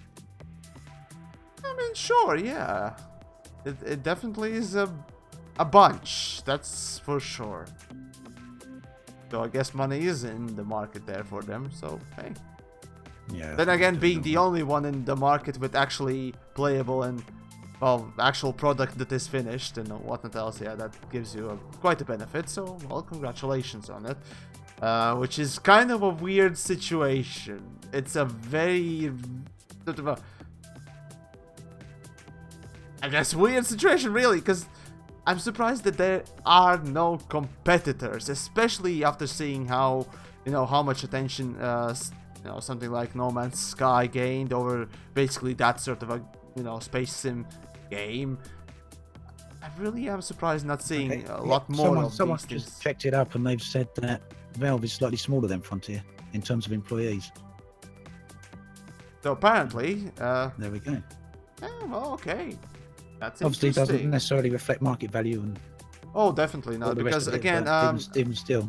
There is an interesting thing about how game companies work and all the other thing, because looking at how Sony Online Entertainments worked back in the day, and after takeover or other selling of the assets and all that stuff to basically becoming Daybreak and all that. These companies, or Frontier, I'm guessing, might consist, as a matter of fact, of quite a lot of artists. Because these days, in general, artists are one of the largest groups, I suppose, that are in a game company by sheer numbers, rather than, by their put in efforts or whatnot. Or perhaps because the music for Elite is, pretty good and all that stuff, and other games as well. Well, they might actually employ more than normal amount of audio folks. That is, again, just my guess, but coder-wise, I kind of doubt that they have more than usual. But, again, honestly, that's my kind of a guess here. As we're talking, I guess, about Frontier and the amount of money they got and the business they're doing size, I just had a quick look at their share price. The market value for the company is at £500 million now, so that's gone up a lot. That's gone up a lot in the last few years. So they're obviously doing well. Yeah, they diversified as well. So it's easy to think of them as just the company that makes Elite, but they've been making other games for years, and now they've just put out they put out in the last year or 2 years, they put out 2 totally different games to Elite. They can bring out anything as long as it fits within their remit, and so they are diversifying. Whereas the company behind Star Citizen, they will live or die based on that game. If it fails, all of that investment is for nothing. But and the important thing, I think this is really important, we want Frontier to diversify. We want them to keep Elite Dangerous going for many years. If it's on life support from other games too, yeah. Right, but I wouldn't say that would be the best case. It's hedging your bets. It's not putting all your eggs in one basket. We want to keep playing Elite because we love the game. Lots of people want to keep playing Elite because they love the game. But if something happens to the company that are running the game because of something financial, something they couldn't see, market trends changing, then they've got their eggs in other baskets. So the company will be okay, and then they'll be able to recover from that and continue when things stabilize and get better. They'll be able to continue and then continue building the game that you want to play, because they've hedged their bets, because they've built all these other kinds of games. If they only build one type of game, eventually the market grows tired of that. They won't be able to get any more investment to do anything else. There will be hard times. The company would fold. That happens. But now, because they're not doing that, they're a much more valuable company. People can see their worth. It's not just, oh, you're a one-trick pony. No, you can do all sorts of things, and this engine's got some legs. Apart from space legs. I was waiting for it. Oh, that's a good one. Brilliant. That deserves. Good job. Well done. There you go. Pat in the back. Yep. Well, they've clearly done well, as Ascorbius points out. I remember looking. I mean, I don't check on companies' share prices particularly often. I know I do it from time to time, especially if they're doing something interesting. And when Frontier first went public, when was that? 2014? Did they go public? I'm sure it was 2014. Might have been 2013. I can't remember. But when did Elite actually launched? Elite launched in 2014 at the end of it, but they went public sometime before that, I think. No, Elite actually went live on 2013, end of it. No, that was the alpha, 2013. The alpha hold on, I need to check this shit. December 2013, I think, was the alpha, and then the final release was on December 2014. Horizon's a year later, December 2015. Hold on, give me a sec. Yeah, you're right. Actually, August. Wait, no. What is this date? What the hell? Right, so PC. Okay, yeah, you're right. Yeah. 16th December 2014. There we go. Yeah. I just can't quite remember when it was they went public. It was somewhere in between that time, but I know that their market value was around about the 50 million mark at that point. So they've increased their value by 10 times in just a few years. So I'd say it's pretty good going. They're doing something right, at least from a business point of view. I can't see that being a bad thing for Elite, anyway. Let's put it that way. Sure.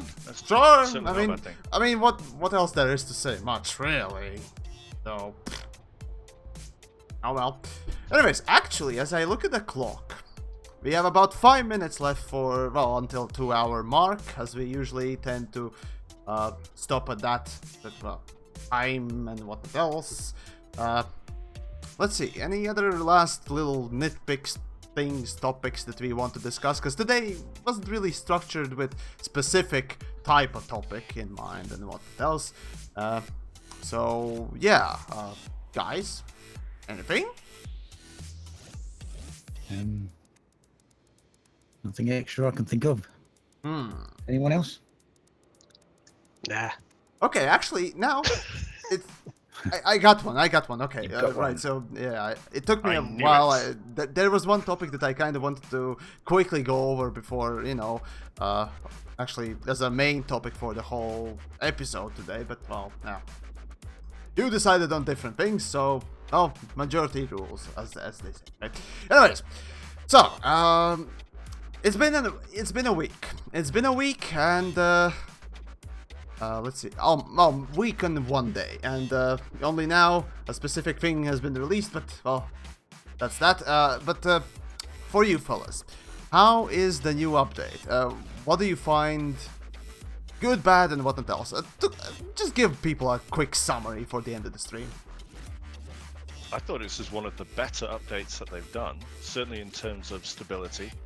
I've been having fun. Since the previous update, I didn't play quite so much because of the whole crime and punishment thing. And Ascorbius is not a bad guy, but he's still a villain according to the law. I actually managed to get like 8 or so hours of gameplay in the other night, which is quite a lot for me because I do have a full-time thing that I need to do. You have a real job, unlike me. I didn't want to say that. I wasn't trying to. Yeah, I'm just joking. Anyways. But I had a lot of fun, and the game felt really stable, and I've been flying the crates. I love the crates. It's just felt good. The game is back, I think. The game's back. It's feeling like it's back.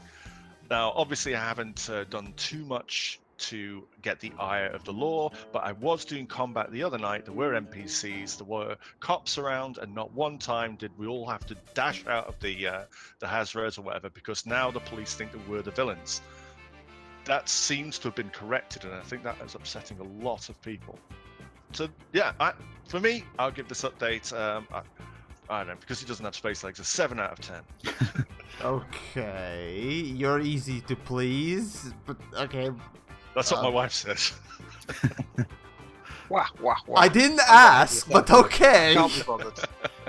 At least you didn't ask for the sample. Yeah, at least you didn't ask for that when I was in UK, so that's a good thing. Anyways, moving on then. Turjan.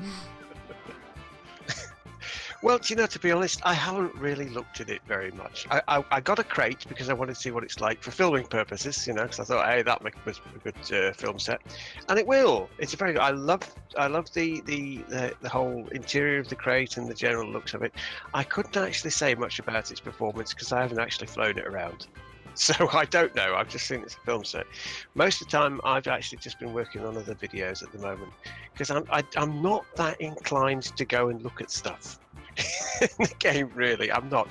I will go and look at the new Thargoid invasion-y site-y thing. What's it called? Thingy 94. Site 94, yeah. That's the one. I will go and look at that again because it's a film set. I can make a lot out of the that. site where But as far Thargoid as just actual- took a shit. Essentially, good job. Yeah, now you're the investigating one. a lavatory. Yeah, green lavatory, nice green gas. Yeah, but that's really all I can see out of this update from my perspective. Because until they fix things that in my mind they've chronically broken already in the past, I'm not actually going to get that involved with some of this content because it's more frustrating for me than anything else, particularly crime and punishment. I'm just not going to touch anything that might incur a crime because screw you guys. This is a broken system. I'm not playing your broken system. So I'll look at other stuff in the game, but I'm not touching all the stuff that I consider as broken, which is an ever-increasing amount to me. So yeah, what I've seen of the bits that I've chosen to look at of this update, I've liked, but the rest of the stuff that I haven't bothered looking at because I'm thinking, well, that's not worth it. I couldn't say one way or another because I haven't looked at it. I see. Okay. Not gonna ask for a score because I don't know why the Ascorbius mentioned it, but okay, it's fine. Right. You want a score? Oh. No, I really don't. That's pointless. I give it four film sets out of 5 for what I've seen. I see. Okay, so the one was broken. I see. Okay. So, Turjan, what would you like to see them sort out to get you back? What to get you back in the game? Well, they could start by stopping ships being criminals, couldn't they? And make the commander the criminal again. Thank you. Like everybody wanted them to do on the forums, and they flatly ignored and went with their broken system anyway. Then on top of that, they could stop having hidden and invisible brokers at stations that you have to visit every station before it actually tells you where they are. And then when you get there, they've got this ridiculous exorbitant fee that you have to have a huge freighter to give them the materials to unlock one item. I could go on, but I'm not going to bother. You get the picture. So that's 1 out of 5 material traders. It's gone backwards. Yeah, it's going backwards down that road. It's flowchart. Anything that involves God, no, we don't need more of that. That's bad news, you know? Bad news. And when they have to have a flowchart to tell you how the crime and punishment system works, at this point, that's system, wrong. Was it the same person who made the flowchart both times? I do wonder. I have it. I've got it. I've got a solution. I'll make a flowchart. That worked last time. Yeah. Did it? No. It may have happened. Yeah, Obsidian. How do you feel about this thing? You know what? I've never really liked the engineers much, have I? And I still don't like the engineers much. I don't know. Your content's kind of hard to put, you know, you in the spectrum of hate or like. You know, some people say that, and then other times I get loads and loads of comments saying, all you do is crap on Frontier and Elite. And then the next day I get loads of comments saying, all you do is... You're a fanboy, yeah. You can't win. I obviously do something to give people all these mixed opinions, but... Yeah. But yeah, I'm not big fan. You hit them in the fields one way or another. You're just not signaling strongly enough. I don't shout enough, that's what it is. Perhaps. Maybe I should swear a bit. Shout and swear a bit. Yes, please. Please. I've lost track now. Anyways, what do you think of the update in general? There you go. Yeah. Was someone going to say something then? Ascorbius. No, it's okay. So no, I want to know what you thought. Yeah. Now I was saying I've never been a big fan of the engineers. Still not a big fan of the engineers, but I've actually been doing quite a bit of it for the crate.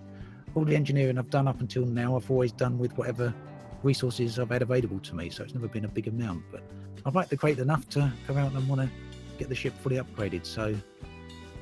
Oh, you unspoiled soul. You haven't endured the high-grade emission limbo. You're gonna have fun with that. I'm lucky. We've still got to poke Vindicator about that because he was going to put a link to the build to the crate that he put in his video, and it looks like a very good build, but he hasn't updated it with the link. Come on, Vindicator, please give us a link to that crate. Do it. Yes, do it now. Yeah, it needs to. I'm quite fortunate, I guess. I'll do it. I've never bothered before, but now I finally get around to doing it. I can use the material traders, can't I? Oh God! I just out of fucking principle don't use that garbage. I will never ever use material traders. Exactly. Same as TheYamiks on principle. I am not touching them. Ever. It's poor material traders. The conversion's rubbish, but if you go out there and get a load of these grade 5 material missions, you can get passenger missions to the VIP ones. They'll pay grade 5 materials. The NPC satisfaction. I'm just not going to give them it. Stuff. You don't have to do anything. Well, that's my personal narrative. That's my personal narrative. You're not getting one material from my magic remlock bag. No, those conversion rates. It's my magic remlock bag. You're not getting it. Those conversion rates. Terrible. On my cold, dead hands. Yeah. It's my remlock bag, not yours. Other than that, I've not done a great deal. I do like the Site 94 and the generation ship. There's probably a few other things out there some people will eventually find, but they're still kind of 5-minute wonders, aren't they? You go there and you take a look at them and you listen to the logs and you disappear, but they're still nice. They're pretty good. There's loads of frames. But other than that, there's nothing really in the chapter 2 that I've touched. Okay, There, I guess there we go. There you go. What's Anything your score? else? Score? Well, Do we really need this fucking arbitrary score, really? random score. Let's say right in the middle. Okay. Because Oh, there there's you a load go. of stuff I've been bothered with. Let's say 5 I'm diseased like, penises out of 1 good one. That be the score for you, folks. Scores are kind of useless, just like Up is Down, you know, made his little video about. So yeah. Anyways. Right, and to quickly basically tie up all the things, for me, I did already recap on it, so in that one I basically mentioned that it's a wasted opportunity to actually, you know, spend the time, instead of, you know, putting out more content, because obviously we know that developers are really busy doing the Jurassic Borg game. Fine, do that, but you have this golden opportunity where you know, you can actually make some real useful changes to the game in the form of quality of life. And yet, how many quality of life changes did we get in this patch? 2. We got 2.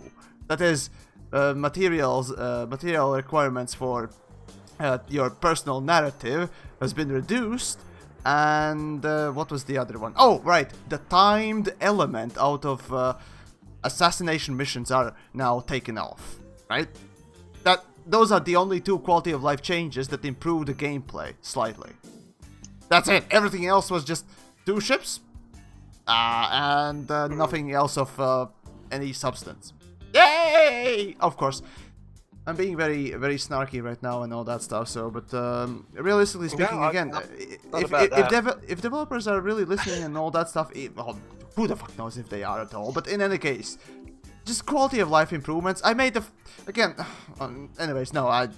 forums is full of quality of life ideas. I've seen plenty of decent threads on forums, so you have your own forums. Please look at it and implement at least the ones that are doable when you are actually not developing for the game. Again, we don't need that much more content. Refine our gameplay, please. I'll be happy for it. I promise. I always am. I really do like quality of life improvements, the most, in fact. Yeah. So, there you go.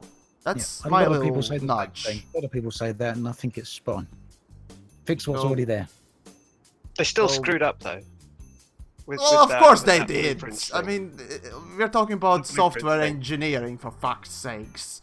Well, I mean, that one is just completely inexplicable to me. They've got this world of bizarre and occult unlocks, like you can only see a tech broker at a place you've actually been there, even if you didn't actually look at the board to know that there was a tech broker there. Next time you go there, you can see it on the galaxy map because you've been there. Who told you that guy was there if you never looked? And you know, you haven't seen him anywhere else. And then you got the situation with the Guardian blueprints where you have to drive round and round and round those ruins X number of times, and all they've done now is they've dropped the requirement to 1 per item, which is still insane. Because you're going to want more than one of those items, which means they're forcing you to drive round and round and round those ruins again. You should have 1 blueprint to unlock access to the Guardian broker, and then any that you do after that should be at your discretion, and you should get a reward of extra materials, Sentinel engine parts or something, for unlocking the what gave you the blueprint in the first place. You should only need the 1 blueprint so you can unlock the broker. That's what it should be for. Not drive round and round and round dozens and dozens of times, diminishing the beautiful artwork and sound there to the point where you go, I'm sick of this place. And the art department is saying to the gameplay team, well, thanks for the gratitude for all the work I've put in there. You've just destroyed my work. Thanks, gameplay team. So, no problem, mate. We'll just make them grind a bit more. We're talking about designers versus artists. Well, fantastic. Now that's. And I always come down on the side of the artists, obviously. I always thought that same thing with the planetary maps. You know, the planetary maps on the system map. When you jump into the system, you now have to do a detailed surface scan, and then you can zoom right into the planets on the map. They went to all the effort to put those into the system map, so you could rotate the planets around and have a look at the landscape and try and figure out if you wanted to go visit that planet. And you'd get them initially as soon as you jumped into a system and did an advanced discovery scan. But then a whole bunch of people complained and said it was too easy to get them, and you should have to fly to each planet individually to actually get them. And so, all that work, and now no one bothers, or I guess only a few people bother. I can't imagine that many people bother going just over to get those maps, but there we go. I've done it once. I've been out there once, and there's a couple of things that bug me, like that you can't refuel or rearm your SRV when you put it back in your ship. That annoyed the crap out of me. So there I was with one SRV, and then I couldn't do anything. I had to fly back to the bubble or to the nearest station, and then.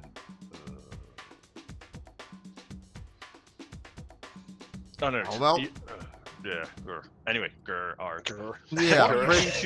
pretty much. Your joystick, Yamiks. You're just wobbling it around like a crazy man.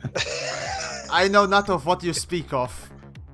I definitely know animation. not of what you speak of. No. It's like you just found your favorite new toy.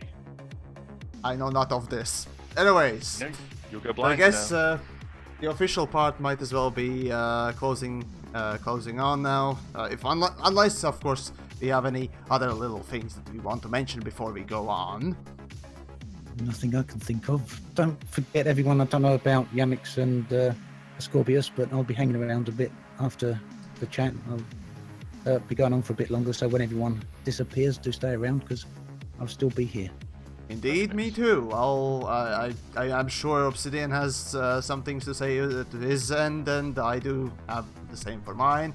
And yeah, I'll be going on. And but in any case, so yeah, for today's little escapades and episode or whatever, I don't even know what we call this thing. But in any case, today's participants, of course, Magnificent Turjan, Ascorbius, and Obsidian Ant. Of course, we are all found on YouTube side if you want, and you can go and at least chuck us some love in some way or another, be that a comment or what else if you want, or check our works and all that stuff. Oh right, I'm TheYamiks, right? So that I always kind of forget myself. Oh well. In any case, so for the official part, I got to say thanks for joining in on this Friday. Hopefully everyone's having a great evening and all that. So we'll be leaving you to your own devices, and I don't know what else there is to say. So perhaps one of you guys want to finish this off. Okay. Have a good night. Fly aimless. Yeah, and thanks everyone for stopping by and watching. Hope you enjoy our ramblings. Indeed. Ramblings and What shoutings those two and said. all the rest of it. And that, yeah. So take care What they said. and all that. Thanks guys for joining in. Yeah, thank you. And so there we go, that would be the official part over. Now I'm speaking to you guys directly, and as per usual, let me just turn back alerts on, so your generosity and all that stuff goes through. So first things first, I gotta say big thanks to Marcus British, who was generous in near the start of the stream, actually, I think, if I remember correctly. But in any case, and big thanks also goes to also I guess Gaspi. Sorry, also Gaspi. There we go. Hopefully I didn't butcher that name. But in any case, seriously guys, thanks for your tips there. And as per usual, all I can say is if you enjoy the work that me and these guys do, tune in next week on Friday. We're gonna be doing some more talks like this one. If you have any specific topics you want us to discuss, feel free to suggest that. Preferably on Twitter, or perhaps in comments, maybe? I don't know. Not in the chat right now, I'd say, for comments in the recordings in some ways. But in any case, yeah, I'll definitely go over a little bit, a little couple of other things before I end. Yeah, so next Friday, the same time, the same place, YouTube and Twitch, at least on my end. So yeah, hopefully you guys enjoyed, and as always, I do recommend subscribing if you liked what you saw, heard, and all that stuff. Of course, if you want to support the at least my work, there's always links in the description for Streamlabs, for tips and all that stuff, and of course, a monthly contribution if you want to do that. There's Patreon as well, and Streamlabs. Ooh, Streamlabs and Super Chat, right? Anyways, let's see. I usually end this. I don't really know how to properly end this thing, but all I can say is thanks for joining in. Before you know what, I might as well spend a little time with you fellas before I end the stream, so might as well get my fucking ass back to Shinra Tedesra. So, might as well do that, right? Oh, and there's one more thing before I forget. All the recordings of creators round the table, as this sort of a collaborative stream sort of a shenanigans are called, are available, at least on my end, as a playlist. All the episodes are unlisted, so they don't appear as public, but you can still watch them. There's a playlist, at least under my channel. So if you want to watch, you know, last week's or weeks before, there's that playlist for it. And yeah, I think Obsidian has been part of this as for all of them, actually. I was actually not here during the LaveCon, so yeah. Anyways, right, and as for the Twitch side, right. Subscribe on YouTube, I said. Follow on Twitch. I don't have subscription buttons on Twitch because of affiliate contract. Affiliate contract is absolutely unacceptable for me, and that's why I can't do it. Anyways, oh, and there's one more thing, of course, as well that I kind of need to mention. So those of you that haven't checked my channel or watched the recent video that I released today, in fact, it was a collaborative effort in reviewing Crate, and that is out. So the Crate review is out, so you can stop shouting at me and asking for it, yeah? Anyways, Jess, thank you so much for the awesome video with Obsidian Ant. Seriously, thank you so much. Glad you enjoyed it. So yeah, next review obviously will be about Challenger. I'm seriously gonna try and push it. Well, again, it's gonna be for the next Friday, but need to edit it and all that stuff, so it's gonna take a while. Yay, more editing in general.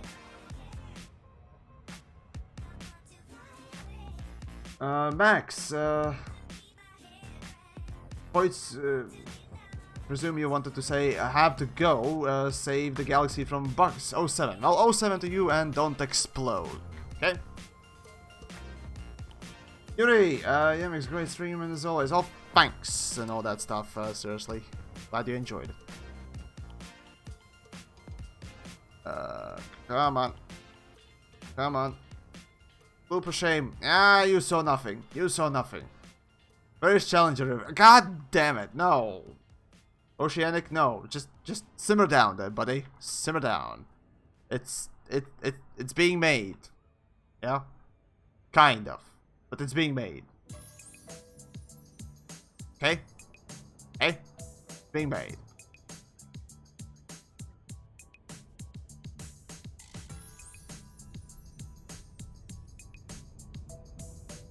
January. TheYamiks, what's your favorite video to make and which one were you most proud of? Oh damn, that's an interesting question.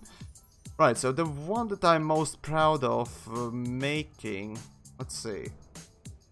It probably, let's see.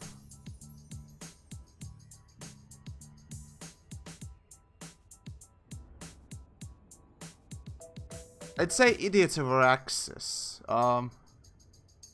Idiots Over Axis, and that'd be the first Idiots Over Axis, of course. It's more of a just sort of a nostalgic feel because that sort of started making or creating some patterns that I do with comedy these days, and just allowed some recognition for my comedic efforts in video making field during PlanetSide days. So yeah, that would be that. But when it comes to Elite videos, the most proud of, I don't know. Miner definitely was an interesting video. So if you haven't seen Miner, again, it was made for Control-Alt-Space competition. So yeah, I'd say that was the one that, well, I took a lot of, you know, effort, or put in a lot of effort, and tried make it cinematic and all that stuff, and properly developed. Also, I have no shields and I'm landing like this. I don't care. It's all fine, yes. Come on, there we go. So, basically. Anyways. Right, so finally I arrived at the fucking place and I can fix the ship. Anyways, Echo Spark. What's your favorite game of all time? The one that causes you to do F-bombs and all that. Duke Nukem 3D. That would be Duke Nukem 3D. I played it, let's see. I played it when I was like 5 or 6? Something like that, if I remember correctly. So, yeah. It inspired me a lot. There you go. Commander Paxo. Well, Star Citizen is the shittiest shit I've ever seen. Someone gifted me a ship so I could test it. Oh boy, I regret even taking the time to install it. It'll give you material to bitch about at least. Unless you're a person that doesn't like to do that. So, there you go. Right, Gaspard, so in the chats, I'm in Jemison Memorial. Jemison Memorial allows you to buy, or rather, it has everything. Be that modules, be that ships, it has everything to buy in one place. And for 10% discount, but the unfortunate reality is you can't get there unless you have one of the ranks as Elite. As you can see, for me, it's Trade, but you can even get there with CQC rank as Elite, by the way.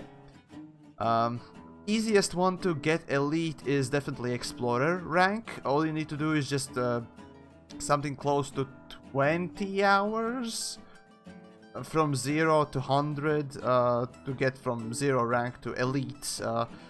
Just like 20 hours of Road to Riches. That should give you very easy access to this place. So, and very quick access as well as pretty decent starting capital, as a matter of fact. So yeah, you can go for that. But again, Road to Riches, I made a video about it, so feel free to check it out and all that. There you go. Right, so I finally arrived. I fixed the ship. Everything's pretty much set. Well, today's been quite a long day, and I usually don't go on too long after creators round the table, because, well, that's the episode, right?